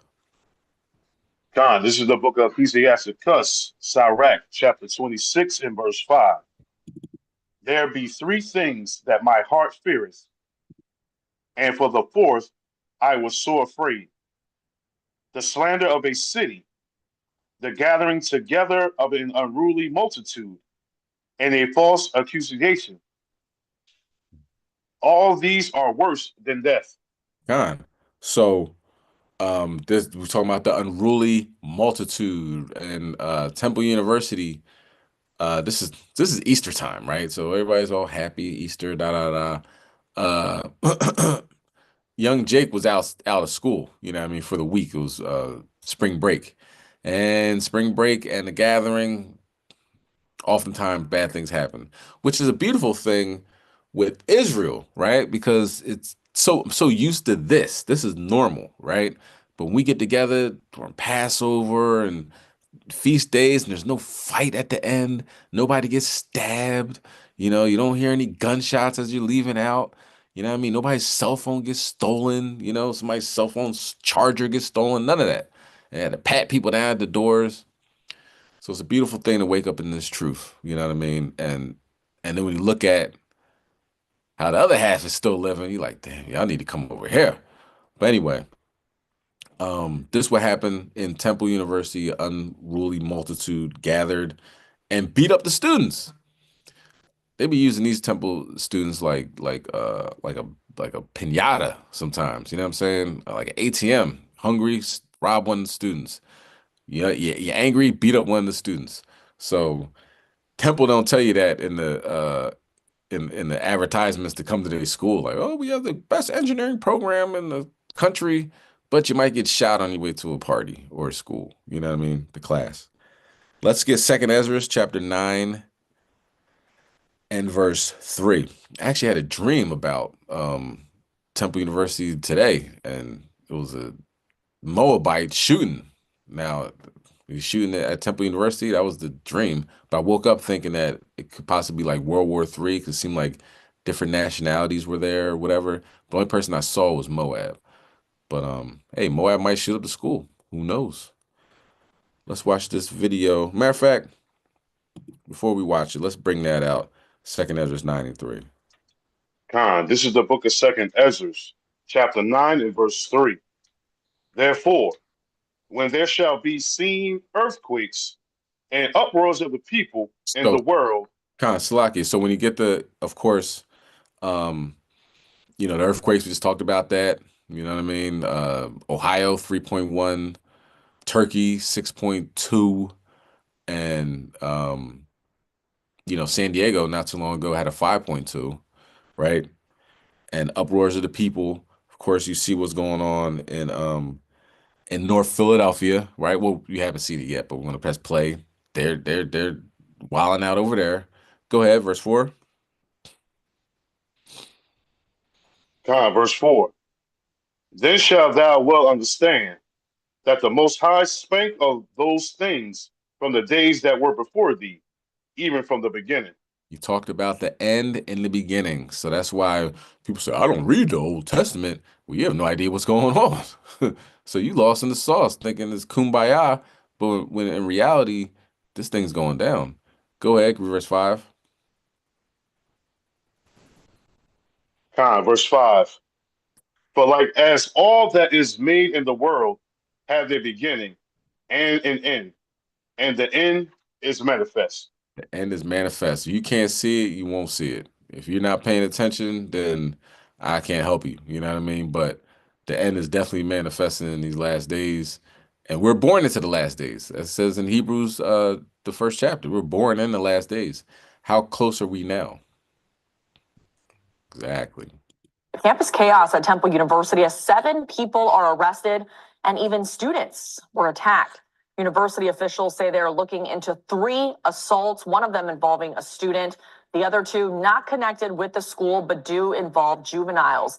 This comes a day after Temple says 3 of their students were hurt last night in a similar incident. NBC 10's Lili Zhang is in North Philly with the latest. In this video uploaded onto Citizen, police cars swarmed North Broad Street Saturday night. Temple sophomore Tony McRae says he saw some of the commotion from his room. I was watching it from my window on like the 9th floor. It was pretty like crazy. Like it was just a lot of like I guess high schoolers on campus. The university confirms multiple people were arrested Saturday night. This was after they say a large group of unsupervised juveniles became disorderly. Students tell NBC 10 they received an alert from the school. It was strange how they used the word large gathering. I was just confused about it, but like I was just like, what does that quantify as? Temple authorities did not specify exactly how many were a part of that gathering or how many have been arrested. They did confirm one Temple student was assaulted in connection near the residence hall, Temple Towers, another by 12th and Montgomery. A third student was reportedly pushed to the ground. In this letter to the student body, Temple further added the incident was, quote, unacceptable. A lot of times it's not people that like go here. It's like usually people that are younger or like older. So I just wish they kind of had like a place to go that wasn't in the middle of campus and that kind of like disrupts the flow of everything. But what she doesn't realize is that Temple University is in the middle of North Philly. So you are in North Philly. You know what I'm saying? You're not at Temple University. You're in North Philly, which happens to have a school located in North Philly. Let's continue. Temple senior Alexis Good says she generally does not feel unsafe on campus. I'm one of those people, I don't go out like late unless I'm in a group of people. So that helps. And I'm really big on like, I will take an Uber so fast if I need to go somewhere. Others say they are aware of their surroundings. If you see something happening, like, just know your ways around it. And I feel like, and I feel like Temple's on their utmost at least to like help with all these type of situations. In North Philly, Lili Zhang, NBC 10 News. Okay, so and a lot of the people that they interviewed couldn't see it on Clubhouse. You probably possibly could tell by the voice. They interviewed Jake, Eve, and Esau. Esau was the second person they interviewed. But they're like Jake said, you gotta know how to move. You know what I mean? Like, oh, what are they doing? They're gathering over there. Let me go check it out. Let me take out my cell phone and film them doing some type of activity which may or may not be criminally minded. Esau would do that. Esau is like, wow, I'm in North Philly. Let me check this out. Jake, like, nah, I'm good. A lot of people over there. I'm gonna go this way. And like Eve said, she'll take an Uber quick. And she's saying people don't bother her. Yeah, probably because you're Eve. You know what I'm saying? Now, when you see Esau walking around, that's a student. You're like, hold on. They don't live around here. They could be from Switzerland somewhere. So like what's his name? Nas says, rob the tourists and rip their green cards. That's pretty much what they do. But that happened one Easter weekend. Esau got jacked up. And we're at the end of the world, so you gotta expect things like that. All right. Let's talk about health. We're in the health segment of the Wednesday wake up call, because health is wealth. We got to get back on track. Drink more water, less tea and coffee. I mean, not tea. Less coffee and soda. Less sugar. More fructose. More fruit. You know what I mean? Get some blueberries and raspberries in your diet. All that good stuff. Okay, if you're not allergic, of course. So let's talk about it, because now they're getting rid of dyes, and I'm seeing this as America is really trying to change. They're really doing their best to change. Now, of course, they got us out of here for the most part, meaning like, 10 tribes they got in Guantanamo Bay. You got other half of 10 tribes going to that prison in El Salvador. Jake is locked up for every little violation, parole violation, probation violation. So now they feel like they're gentrifying all the cities. So they're like, let's not poison everybody right now. So right now they're taking the dyes. Well, was it? They're taking it out little by little. I can't think of the word. Taking out the dyes from the food little by little. Taking the fluoride out of the drinking water over there in Utah. So the poison that they were poisoning us with in the inner cities, they're saying, hey, we ain't got to do it no more, because they probably think that we're cooked, we're done, you know what I mean? But that's not true. We are waking up. We are coming back to the law, statutes, commandments written in the scriptures, and being better individuals, being better community, being a better nation tomorrow than we were today. We keep moving in that direction, we good to go. Okay. Let's bring that out. Ezekiel 4:14.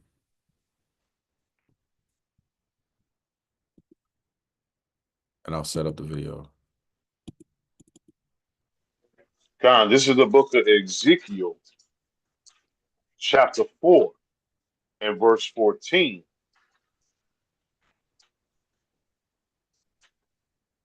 And it reads, Then said I, Lord God, behold, my soul have not been polluted, for from my youth up even till now have I not eaten of that which died of itself. Oh, Or Slocky. is it torn? 13. 13. I think that's 13. I mean, verse 13. And the Lord said, even thou shalt the children of Israel eat their no, Slocky, I was saying that's the right one. The children of Israel eat their defiled bread among the Gentiles, whither I will drive them. Okay, so the defiled bread we've been eating has been, they say, cherry flavored crimpets, you know what I'm saying? Strawberry, chocolate milk, and you know what I'm saying? And it's been dyes. It's not strawberries, nothing to do with strawberries, has nothing to do with raspberries. It's crushed bugs. Red dye 40 is crushed bugs that live on cactus, millions of them, that when you crush them, they leave a dye. Those bloodsuckers you see, and you when you was a kid, you touch one of them and it feels like there's blood on your finger or whatever like that. That's what that is, a bunch of them. And that makes up your strawberry, cherry flavored, yada, yada, yada. And it's killing you because it's poison. Well, now is a ban on synthetic dyes, which they knew from jump that this caused ADHD, but they gave you child Ritalin. They knew from jump that it has adverse effects. It has your child having a temper tantrum. You think, oh, he bad, she bad. You know what I mean? Like he never listened, she never listened. Nah, because you give them a hug, like them little quarter waters or whatever like that. Not a hug, but like we call them hugs here. The little cheap juices that have different colors in them, they cost $0.25. You give it to your child for breakfast and send them off to school with a bag of chips, and they getting kicked out of class by second period because they're being poisoned, and that's the way their body reacts to the poison. They're not bad, their body's reacting to it. And if you call them bad, then they start to internalize that, and they say, I am bad. Maybe I'll curse while I'm in school. Maybe I'll start some fights. Maybe I won't listen to the teacher. All right, but it starts with, for the most part, not always, but it starts with, if your child is being poisoned, that could be a reason they're reacting adversely in school. And they knew this in Europe. They took it out, and the children went back to being fairly normal. Still Edomites, so they're still murderous and, stealing stuff and everything like that. But they calmed down a lot. So now, let's see what they have in store. Banning the dyes. With us now, Vani Hari, aka the Food Babe. There we go, put her on. New York Times bestselling author, invited to the White House many times to speak on behalf of the MAHA movement, and spent a lot of your time exposing big food and advocating for major food chemical reform. Welcome. Thank you. Thanks so much for having me. Normally we would have Swedish Fish and Lucky Charms, all of my favorite foods. We didn't want to trigger you. Is everything going to taste different now? No, these food companies have been making their same products overseas without these artificial food dyes for over 15 years. Back in 2010, there were European regulations that took place that put warning labels on these products, cigarette type warning labels that say may cause adverse effects on activity and attention in children. So the food manufacturers didn't want to put this warning label on their products, so they reformulated. So they taste virtually the same, they virtually look the same, but they're safer ingredients. And this is something that I've been fighting for over a decade. And the reason why I have said the FDA is asleep at the wheel, allowing these food companies to sell a more poisonous... Are they asleep at the wheel, or you think they're in the pocket of big food? Well, definitely have many conflicts of interest are captured by industry, but today is the first day I can finally stop saying that. The words coming out of... How does that feel after 10 years? You were kind of called crazy and loony back in the day, right? Oh, I was called everything under the book, yeah. I mean... and now this is being said at the White House. Yeah. What's that like? I mean, it's the ultimate redemption. It's the ultimate vindication of the fact that I was on the side of truth, and I'm glad I didn't give up, because when I took over 400,000 signatures to Kellogg's headquarters back in October, and they told us to get off their lawn, Secretary Kennedy took our unheard voices and elevated them all the way to President Trump. Yeah. You and I both laughed when Kennedy said they shouldn't be feeding it. If you want to add petroleum at home, fine. I get the line. It's a good line. Is this actually going to make any of us any healthier? It absolutely is. We have over 7 million children right now being diagnosed with ADHD. It's not going to cost anymore? When they looked at the European data in terms of when they removed artificial food dyes there, it virtually didn't. It was like a penny per product or something like that changed. It was virtually nothing. And my Swedish Fish aren't going to be see-through or green now. No, they'll still be red. And they'll still have sugar. They're just going to be made with beet juice and watermelon juice. Doesn't sound nearly as good, but anyway. Well, you want to eat petroleum and coal tar? Come on. No, come on. Really? Swedish Fish, you can pry out of my cold dead hands. I may have to start stockpiling them. They make a very good Swedish Fish that's without artificial food dyes. It's not nearly as good. Okay. I'm just saying. Okay. You made the point about cigarettes, and I think it's a really important one, because basically we didn't ban cigarettes in America, but effectively we did almost worse than what they're doing to food dyes, which was all the warning labels, all the advertising. I'll give you the last 30 seconds. America just traded cigarettes and then got fat. It's not like overall America's health has gotten better by banning cigarettes. Same thing going to happen? Well, what we're doing is we're addressing the root cause of chronic disease. We have the worst health outcomes out of any nation, but we spend the most on healthcare.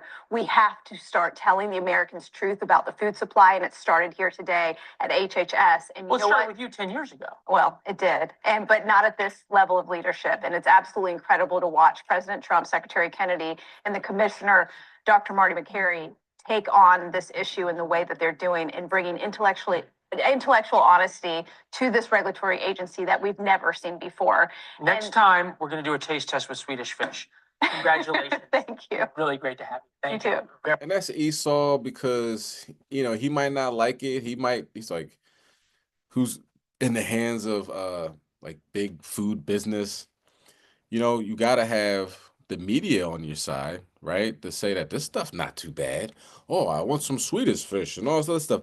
But Esau's a liar, man. When you go to shop where they shop, they don't have all those synthetic dyes and stuff like that. You find a Trader Joe's around here, we got Trader Joe's. They're not in the hood, so you got to go to Esau's neighborhood to go there. But they don't have all those red dyes and blue dyes and all that. They have beet juice and watermelon juice or whatever. You can't taste the difference, but you can tell the difference if if you're used to having red dye 40 all the time. You're like, oh, this stuff's fine. You find out it's bugs, you got to stop eating it, right? And say, for instance, you do have some chips. You stop eating it and you have some chips. You don't even realize that you had a party or whatever. You start getting your nose starts running, your mouth starts itching, you start having an allergic reaction to this garbage because your body's not used to it anymore. Just like your body's not used to eating like pork, shrimp, crab, lobster. You know what I'm saying? So I say that to say don't believe Esau. I know I don't have to say that, but his little jokes about you should be able to have some Swedish fish and da. He don't eat that stuff. He don't give it to his children. You know what I'm saying? He's just a, boring liar.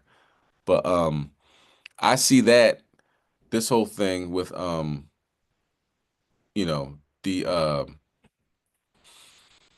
changing of the guards, so to speak, with the food and we're about to see with the water and everything, is that they're pretty much counting us out. They know that this was an attack on us in our neighborhoods in the inner city. We're about to watch that with the wormwood water that they give us, this bitter water that has fluoride in it, that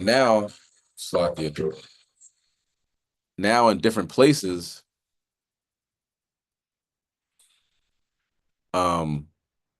like Utah, one of the whitest states in the world, right? Now they have, they're banning fluoride. Interesting enough. Let's continue. It is time for our weekly segment, Patel It Like It Is, where ABC News medical contributor Dr. Alok Patel. But keep in mind, they're going to put a doctor on here that says, well, hopefully that they be able to use fluoridated toothpaste because the water that you drink has to help your teeth. This sounds so stupid, but they got to keep this thing up, even though it's being phased out.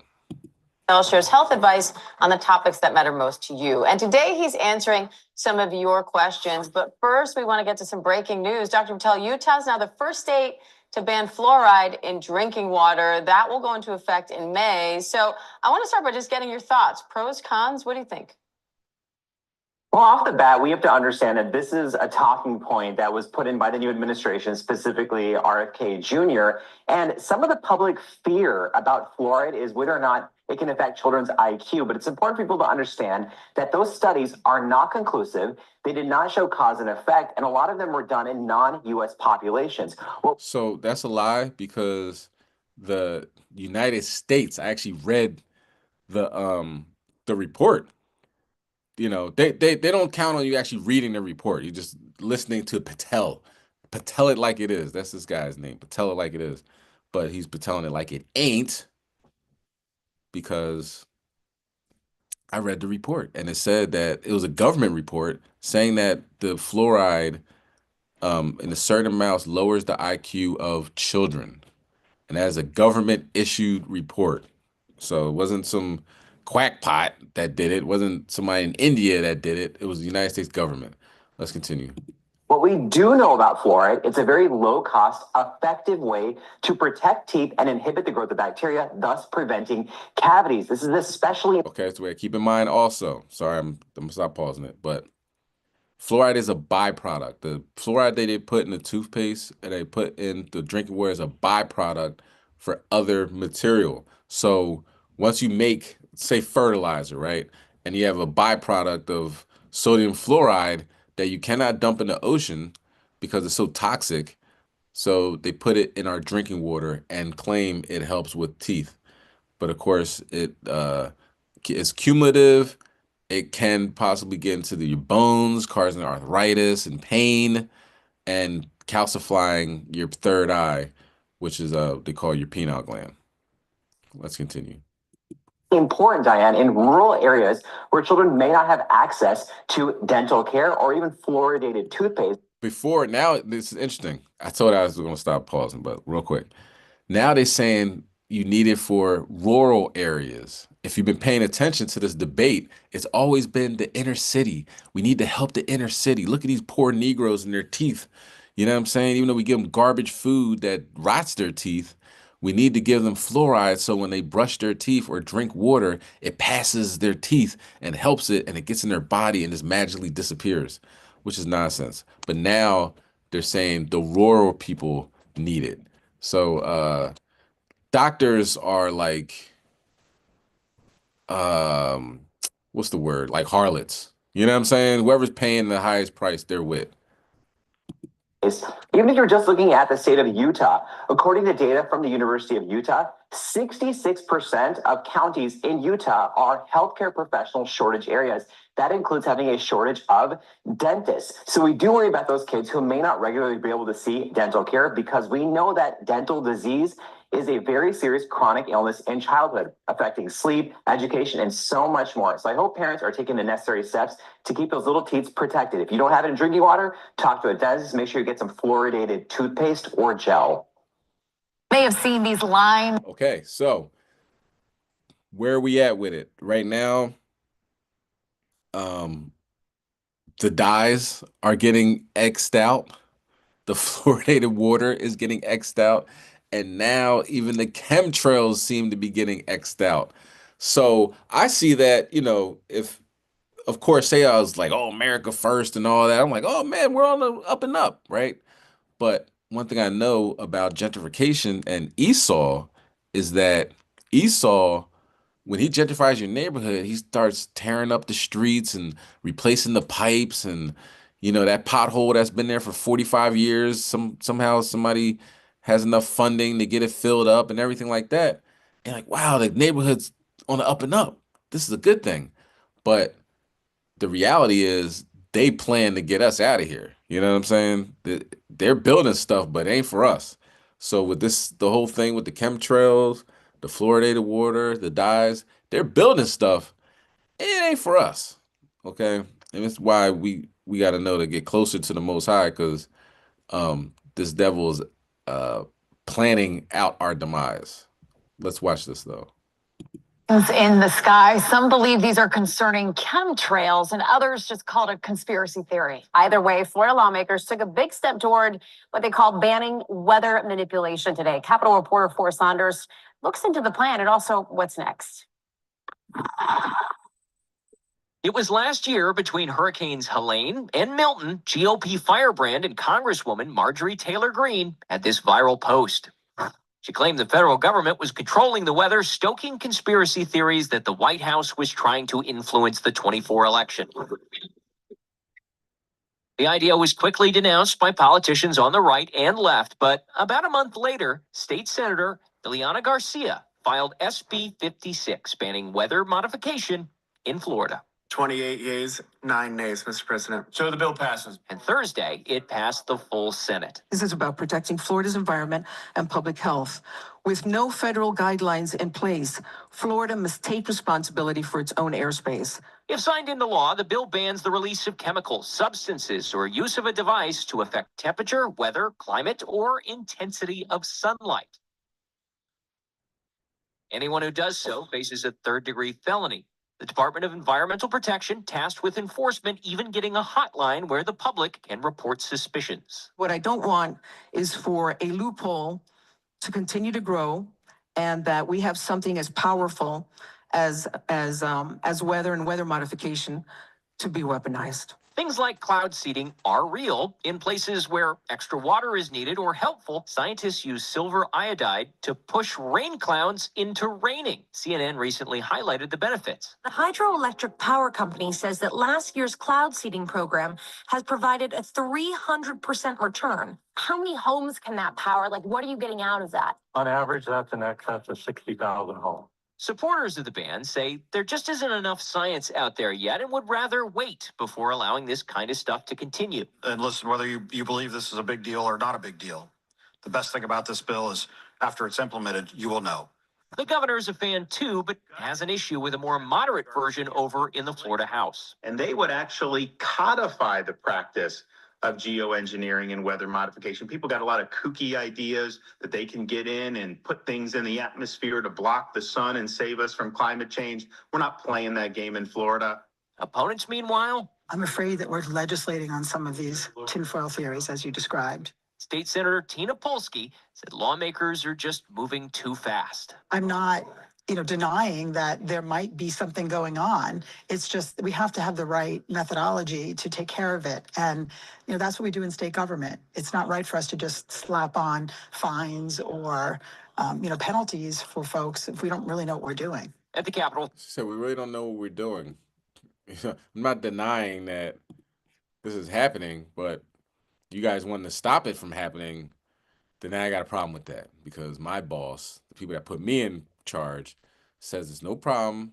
Look the other way, even though it messes up your allergies. Everybody has allergies now, right? Benadryl is making $1 billion off the allergies that people have, but they could be coming from weather modification. Spraying aluminum in the sky might not be best for your lungs. You know what I mean? And if you have fluoridated water, fluoride and aluminum is a neurotoxin, messes with your brain. This is something that they know and that they continue on poisoning people. Okay, so for the next couple more videos, we're out of here. Sports and entertainment section. What's going on? What's happening? Last week we talked about Lil Nas X. He's giving lap dances. He's sliding down the pole from heaven to give a lap dance to Satan in hell. And now his whole side of his face is frozen. So he has like a frown and a smile on each side. Laugh now, cry later. Now we have Lil Uzi Vert getting rushed to the hospital from a New York hotel room. You know what I'm saying? On a gurney, and they're trying to hide his face and everything like that. Another one, his name is Lil Uzi Vert. If you say it 3 times fast, it says Lucifer. Okay, he's very vocal about his belief systems and has his upside down crosses. Told his fans that they're going to hell as well because they follow him. Yeah, he doesn't really hide anything. Okay, so now you know what I mean. He had a $30 million diamond in the middle of his head and all this other stuff. At this point, God is paying people back for the things they have done. Let's get that in 2nd Ezra chapter 8 and verse 50. Oh boy has kind of manipulated the masses with he's from North Philly, you know what I mean? But he has like a rock star mentality with wearing dresses and purses and just you know what I mean? Real metrosexual type stuff. Is he gay? Is he not gay? You know what I mean? Which is awful. You know what I mean? And people follow him. He doesn't really have a problem being in Philly. You know what I mean? Being as weird as the stuff that he does, because his family and the people that he's around protect him. But and I'm sure they get confiscated well for that, knowing that he's wearing purses and some weird stuff, but they getting paid for it. But at the same time, all money ain't good money. You know what I'm saying? Because he's pushing negativity on our people. Well, seems like God has paid him back. Hopefully he repents. Still don't know what happened, but this is preliminary reports. Something serious went down in NYC, and Lil Uzi Vert was right in the middle of it. According to TMZ, the Eternal Atake rapper was rushed to a New York City hospital on Monday after an emergency call was made for a sick person at a swanky hotel in Lower Manhattan. Let's bring that out. 2nd Ezra chapter 8 and verse 50. This is the book of 2nd Ezra, chapter 8 and verse 50. For many great miseries shall be done to them that in the latter time shall dwell in the world, because they have walked in great pride.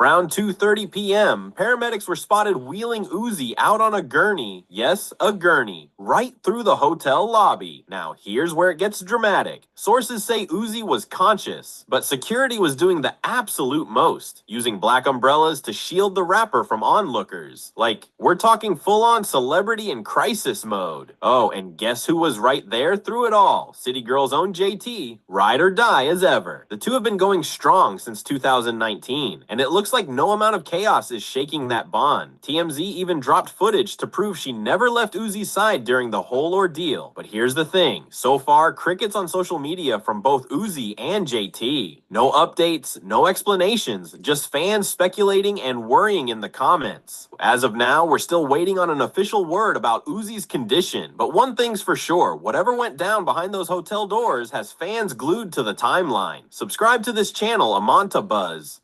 Let me tell you. All right, so what it comes down to is wicked people are being judged. You know what I'm saying? Do everything in your power to stay right, because it's going down. Let's get Tobit chapter 4 verse 12. So on the sports and entertainment section of the Wednesday wake up call, we couldn't just talk about one thing. There's multiple things happening right now. 1, Little Uzi Vert. 2, Shannon Sharpe to sign a $100 million deal one weekend, and like the next day, a $50 million lawsuit with him against an Edomite, a Shedemite. All right, let's bring that out. Tobit 4 and 12. God, this is the book of Tobit, chapter 4 and verse 12. Beware of all of whoredom, my son, and chiefly take a wife of the seed of thy fathers, and take not a strange woman to wife, which is not of thy father's tribe. For we are the children of the prophets. No, Abraham, Isaac, and Jacob. Remember, my son, that our fathers from the beginning, even that they all married wives of their own kindred, and were blessed in their children, and their seed shall inherit the land. So Shannon Sharpe is just loving these Edomites, these Shedemites, and bad things happen when that when that takes place. This Shedemite that she saw was recording his conversations, so she's planning ahead. You know what I'm saying? Like, it's crazy how Unc couldn't peep this. He's doing well, successful with the sports, the Shay Shay Lounge or whatever like that. People question his masculinity in some of those pictures and the way he stands and all that, which you see him hanging around all these Edomites, it makes sense. But he was doing well for himself, giving like a Steve Harvey type of work ethic. He's all over the place, but couldn't get away from these damn Edomites. And now look what's happening. Let's hear Nino talk about it. You so Shannon Sharpe is about to lose everything to a Karen, Hall of Famer, ESPN superstar. Shannon Sharpe is being accused of forcing himself on a Karen colored woman. I know what I mean. Wow. Now the woman went and got the same lawyer that tried to destroy Jay-Z, Tony Buzz.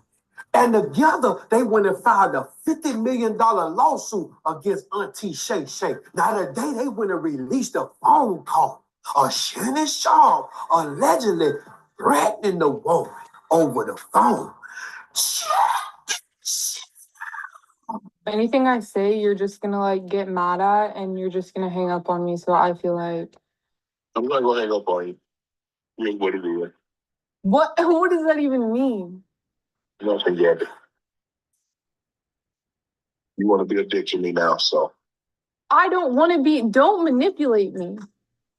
Oh, Lord have mercy. If you say that one more time, I'm gonna choke out of you when I see you.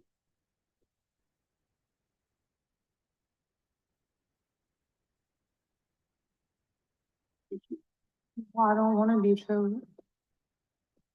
Yes, you do. I don't think you have a choice in the matter. Oh, wait, it get worse. Shannon Sharp responded with transparency in attempts to vindicate his name. Check this shit out. To my family, friends, supporters, and colleagues, I want to speak to you directly and from the heart. This is a shakedown. I'm going to be open, transparent, and defend myself because this isn't right. This is all being orchestrated by Tony Buzbee, who has targeted Jay-Z. Tony Buzbee targets black men, and I believe he's going to release a 30-second clip of a sex tape that tries to make me look guilty and play into every stereotype you could possibly imagine. That video should actually be 10 minutes or so.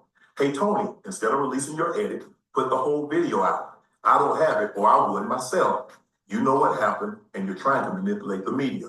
The encounter in question took place during the day at her invitation, and now that appears to be a deliberate setup, coordinated by Gavin, also known as Carly on OnlyFans. Gavin and Tony Buzbee want $50 million. What they're getting is sued for defamation and trying to take me down. My career is all about real talk and honesty. I know my family and fans know exactly what this is about. And I'm going to be out there telling you whatever I need to say, just like I always do. I love all you guys. Now keep in mind, Delilah destroyed Samson. The Kardashians destroyed every man they done been with. Kylie Jenner destroyed Travis Scott. Tiana Taylor just destroyed her goddamn hub and that goddamn basketball player, Iman Shumpert. Karen just destroyed Jonathan Major before he came back on the other side and married goddamn Megan Good. Now there's definitely an attack on successful, rich black men. They don't matter with you if you're broke. So you cranes out there, Pookie, Ray, Bell, them, y'all all right. But if you rich, you going down around this because they using the woman to do it to you. Now with Auntie Shay Shay, if this would have been a man, if a man would have came out, that assistant he be walking around with would have came out on him, I wouldn't hesitate to believe this story because we all know what Auntie Shay Shay really like. But being that this a woman, being that this an internet OnlyFans streetwalker that has been planted by somebody on a mission to destroy Shannon Sharp from becoming one of the biggest sportscasters of this generation, this bigger than Nino Brown. And I don't believe it. The smartest thing for a man to do right now to avoid these type of allegations, if he get him some real money, he on TV, he got success, he got a name for himself, is to find him a good woman and set her down. Leave these street walking helpers on OnlyFans looking for some goddamn clout in the streets alone. Cause these new women of this generation, they might be fine. They might got the lips, the hips, the ass, and all that. But they recording your phone calls. They recording you smashing them. They got all kind of camera night in the wind and shit. They screenshot your text message. Then when you cut them off, they filing lawsuits on that ass. They don't want justice. They ain't calling 911. They don't want you in jail. They want some money and they want to destroy your career in the process. It's just best to get a goddamn wife and set her down. Keep that money in the family. Start you some generational wealth. Leave these hoes alone. Auntie Shay Shay, you about 50, 60, 70, you about to start losing teeth, the muscle about to start falling off, you're about to get small. I know you got some money, but the mushroom tips stop working at a certain point. Go find you a Margaret. Go find you an Aim B. Go find you somebody that Yvonne or somebody that got an old school name that you know they ain't with you for the money. Set her down, get married, and goddamn start you a family. We need some little Uncle Shay Shay running around, little nephew Shay Shay. We don't need you in court fighting for your freedom, fighting for your money, trying to defend your name on some allegations that we know is bogus because we know how these HOs play out here and we know they looking for a payday. But y'all comment below and let me know how y'all feel about this situation. Now, being that this a light-skinned woman, this is not our fight. So you can't attack me and say, oh, you always that. No, I ain't doing that. The truth is, these black men that getting this money, they going on the other side of the fence looking for a different shade of gray, and they ending up in some bullshit. But comment below how y'all feel about this situation. Y'all make sure y'all rewatch it so y'all can see the story before you comment. Y'all make sure y'all share this video, baby. Yep, we're not gonna listen to that, but all right. Yeah. So Shannon Sharpe is the latest in Esau bringing down a hammer on the Negro male, right? Now, of course, Shannon brought it upon himself. He messed with these snow bunnies, like what's his name? Dr. Umar says. You know what I'm saying? Got to get away from him. She's like recording your conversation. Can you imagine every time you talk to somebody, the person's hitting record? You know what I'm saying? That's I don't want to be around anybody like that. You know what I'm saying? And hopefully he can wake up and repent and come back to Eve. You know what I'm saying? You have 12 tribes to choose from. You know what I mean? Doesn't have to be the so-called black woman. You know what I mean? You know, Eve got stuff, Eve's got stuff with her as well, but it's different with Esau, you know what I'm saying? And men know that, what Kanye West say, till he get right girl, and when he get on, he asked for a white girl. And that's what he did. He left his Delta girlfriend that he knew, I guess, in college or something like that, and started messing with Amber Rose and the Kardashians and all these other trash bags. And guess who's in this in the news reports now? Kanye. Let's get Psalm chapter 25, verse 7. He made a song called Cousins and exposed a lot what happened to him growing up. And when you look at traumatic experiences and stuff like that, how a lot of people that act out, right? He acts out.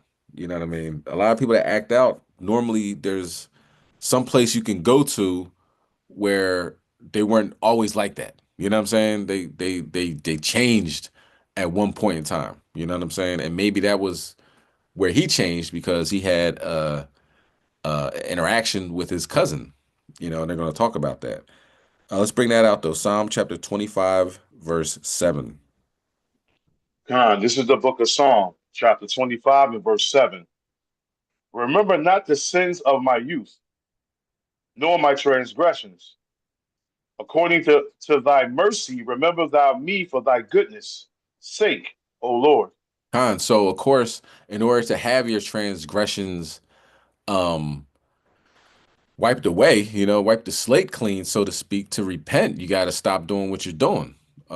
So one thing with Kanye is that he keeps messing with these Edomite women. You know what I mean? And that might be part of that the sexual interaction he had with his cousin might just threw him totally off, like watching pornography and everything like that. Might threw his whole relationship status is off. Now he's messing with these Edomites. I'm not making excuses for him because he was messing with Eve, but then he purposely made money. I mean, obviously purposely made money, but he became very successful and wealthy and started messing with Amber Rose. So, that's not an excuse. But then it talks about him possibly messing with a transformer. Whether that's true or not, I just heard about this with this whole interaction, but apparently that was a big rumor going around. And now that transformer came out and said, yeah, the rumors are true. So if he's still doing the fornication and, just doing all abominable stuff sexually, then how is Most High going to wipe his slate clean if he hasn't repented from it? Do you know what I mean? Can you read verse 8? Verse 8. Good and upright is the Lord. Therefore will he teach sinners in the way. So hopefully his brother can repent and come back to the law, statutes, commandments, because maybe he might have gave out that like real deep information that seemed like he doesn't tell everybody about. Everybody's just hearing it at the same time. Maybe this is like a situation where you're going through spiritual awakening where You just want to get everything off your chest. You know what I'm saying? Now there's nothing you can hold against somebody like that because he told you everything that he already did. You know, so maybe this is part of a larger spiritual awakening. Hopefully so. Hopefully he repents, get rid of these Edomite women, and gets really close to God and begins to learn what he should be doing in these last days. All right, let's watch this next video regarding Kanye West and his situation. Very busy as far as black men in entertainment this week. Jeffree Star has been sleeping with Kanye West, and that's why they're getting a divorce. Jeffree Star joked about the rumors being true on Monday night, and fans think he was referring to Kanye West. He wrote on X, "Okay, F it. The rumors were true." The post comes after West released his new song, Cousins, and admitted to having an incestuous relationship with his cousin when he was growing up. The song's lyrics include hanging out with my cousin, reading dirty magazines, and I gave my cousin head. This song is called Cousins, about my cousin that's locked in jail for life for killing a pregnant lady a few years after I told him we wouldn't look at dirty magazines together anymore, Kanye West alleged. Perhaps in my self-centered mess I felt it was my fault that I showed him those dirty magazines when he was 6 and then we acted out what we saw. My dad had Playboy magazines, but the magazines I found in the top of my mom's closet were different.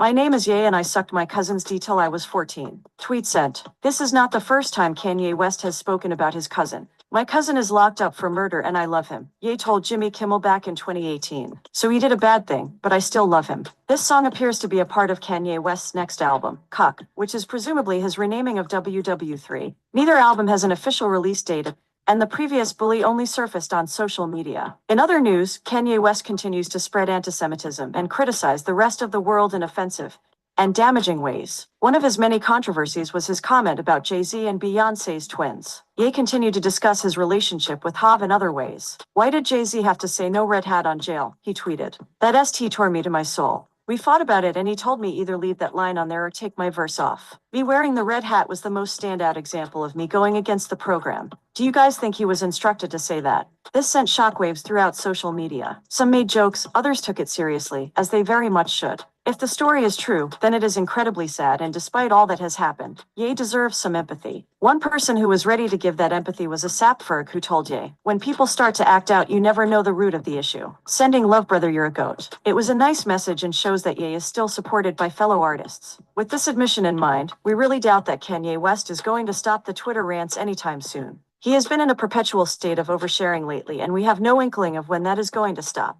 Hopefully, Ye is getting the help and counseling he needs during a vulnerable time such as this. While he may not agree that he is dealing with mental health issues, it is clear to everyone else that something is going on and he needs help. Hopefully, we see Kanye West make real changes in his life and get back to the artist everyone once knew and loved. We know that person is still inside him. It just remains to be seen if it will be reawakened at any point. Although the majority of Kanye West's outbursts target the rap artists he wishes to chastise, many fans find his criticism of his ex-wife Kim Kardashian and her family to be his most alarming comments. He accused the Kardashians of sex trafficking, controlling his children, and much more, as you may remember. When Kanye expressly mentioned child support to Kim a few days ago, saying he pays $200,000 a month, many Twitter users were taken aback. Many outlets stated that this would be the highest monthly child support payment in U.S. history, even though he didn't provide many information about the supposed arrangement, such as whether it was per child or overall. Since other six-figure child support payments from celebs like Alex Rodriguez and Charlie Sheen fall short of this alleged $200,000 sum, a quick Google search would seem to validate this notion.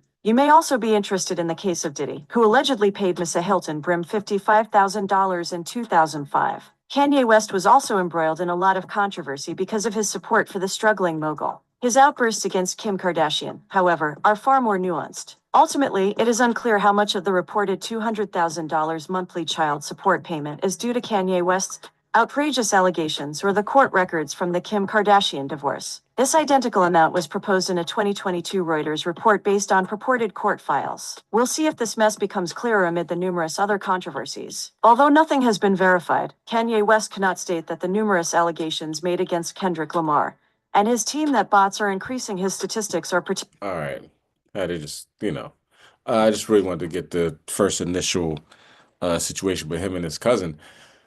People are like, what is wrong with Kanye? Why does he act like that? Well, that could be a reason, you know what I mean? And hopefully the brother repents and comes back to the law, statutes, commandments, and that can get past him. You know what I mean? And then now with that exposed and maybe probably a relief, that off his chest, that now he can start to grow and develop. You know what I mean? It seems like he has, the temper tantrums and all that other stuff, and he just goes off the handle. That could definitely be a reason why. And who knows if that was the first incident of, childhood trauma he had, it could have been, something could have happened and resulted towards that. Who knows? I've seen a lot in my, counseling days. So hopefully the brother repents. One thing we can see clearly that the Most High is definitely shaking up the heavens, shaking up the way the power structure on this earth. So this is a good time to take the kingdom. Put whatever sin or secret sin you got, hanging over your head, put it behind you and aim for royalty, because now the Pope's dying, the highest paid celebrity rappers, actors, whatever, are tumbling off of the mountain, and it's time to it's time to get our rightful spot in this kingdom, okay?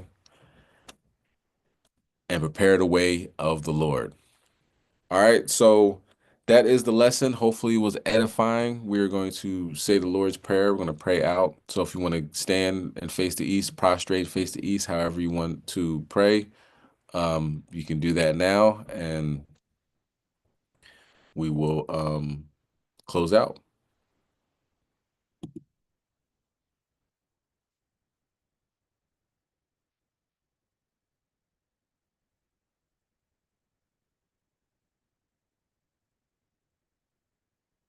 All right, this is the Lord's Prayer in Paleo Hebrew. Abanawa, Shabbat Shemayim, Kodash, Ayah, Shemka, Yahweh, Malachbaka, Daba'a, Ratazayaka, Ayah, Aisha, Barataza, Kawa, Ayah, Bashemayim, Nadananawa, Lacham, Kau, Yawam, Wasalafnawa, Kabawafnawa, Kasalafnawa, Kabawafyanawa, Wala'a, Dabianawa, Panasai 1, Abo, Hawashai Nawa, Mayan, Rai, Kaya, Laka, Hamalakwa, Wa'ala, Wata Paraf, Labulumnium, Aman. This is the book of Matthew, chapter 6 and verse 9. After this manner, therefore pray ye, Our Father, which art in heaven, hallowed be thy name. Thy kingdom come, thy will be done, in earth as it is in heaven. Give us this day our daily bread, and forgive us our debts, as we forgive our debtors. And lead us not into temptation, but deliver us from evil. For thine is the kingdom, and the power, and the glory forever. Amen. Lord Yahweh, Bahashem Mashiach Yahushua, we come to you humble and shamefaced in these last days. Please continue to destroy the wicked on the planet, uplift those that aim to be righteous. Please continue to protect the Hebrew Israelites that aim to follow your law, statutes, commandments, aim to please you in these last days. Please keep them protected and watch over them. Anyone that's sick with ailments or going through things physically, spiritually, emotionally, please heal them. If it be your will, Yahweh, and destroy Esau and the other nations. In Yahweh Shah's name we pray. Amen. All right. Hopefully it's edifying. Maybe learn one thing, then we have done our jobs today, as the elder always says. So this Saturday is the new moon, meeting for the new moon. So I'm going to do the Sabbath class, and normally I don't ask to like, share, and subscribe and all that stuff. If you want to, you want to. It's up to you. I'm asking for the Sabbath class. I'm gonna I'm gonna do a class on pretty much Deuteronomy 28 and 68. Well, really the curses. Got some information. It's called the what's it called? 1619 Project. With that, and a book that concentrates just on the lynching of our people and the postcards that Esau sent out. So I'm gonna do a class on that. I want to condense everything.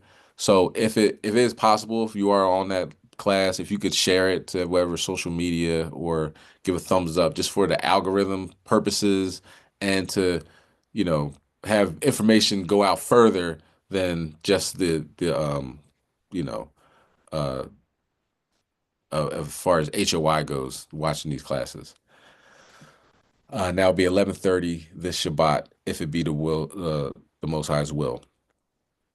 All right. So okay, and also we're going to gather here. If anybody in the Philadelphia area wants to know where here is, hit me up. If you don't know, we'll talk. Okay. So to all the brothers, Yahweh Shemashah Barakatam. Sisters, Yahweh Shemashah Shemarthon. Yahweh Bashem Yashab Barakatam. Yahweh Bashem Yashab Shemarthon. Khan, Shalom, everyone. Shalom, everyone on Clubhouse. All praises. And everybody that's on YouTube. Shalom. The last days, repent, keep the commandments. Hom Yashala. Shalom.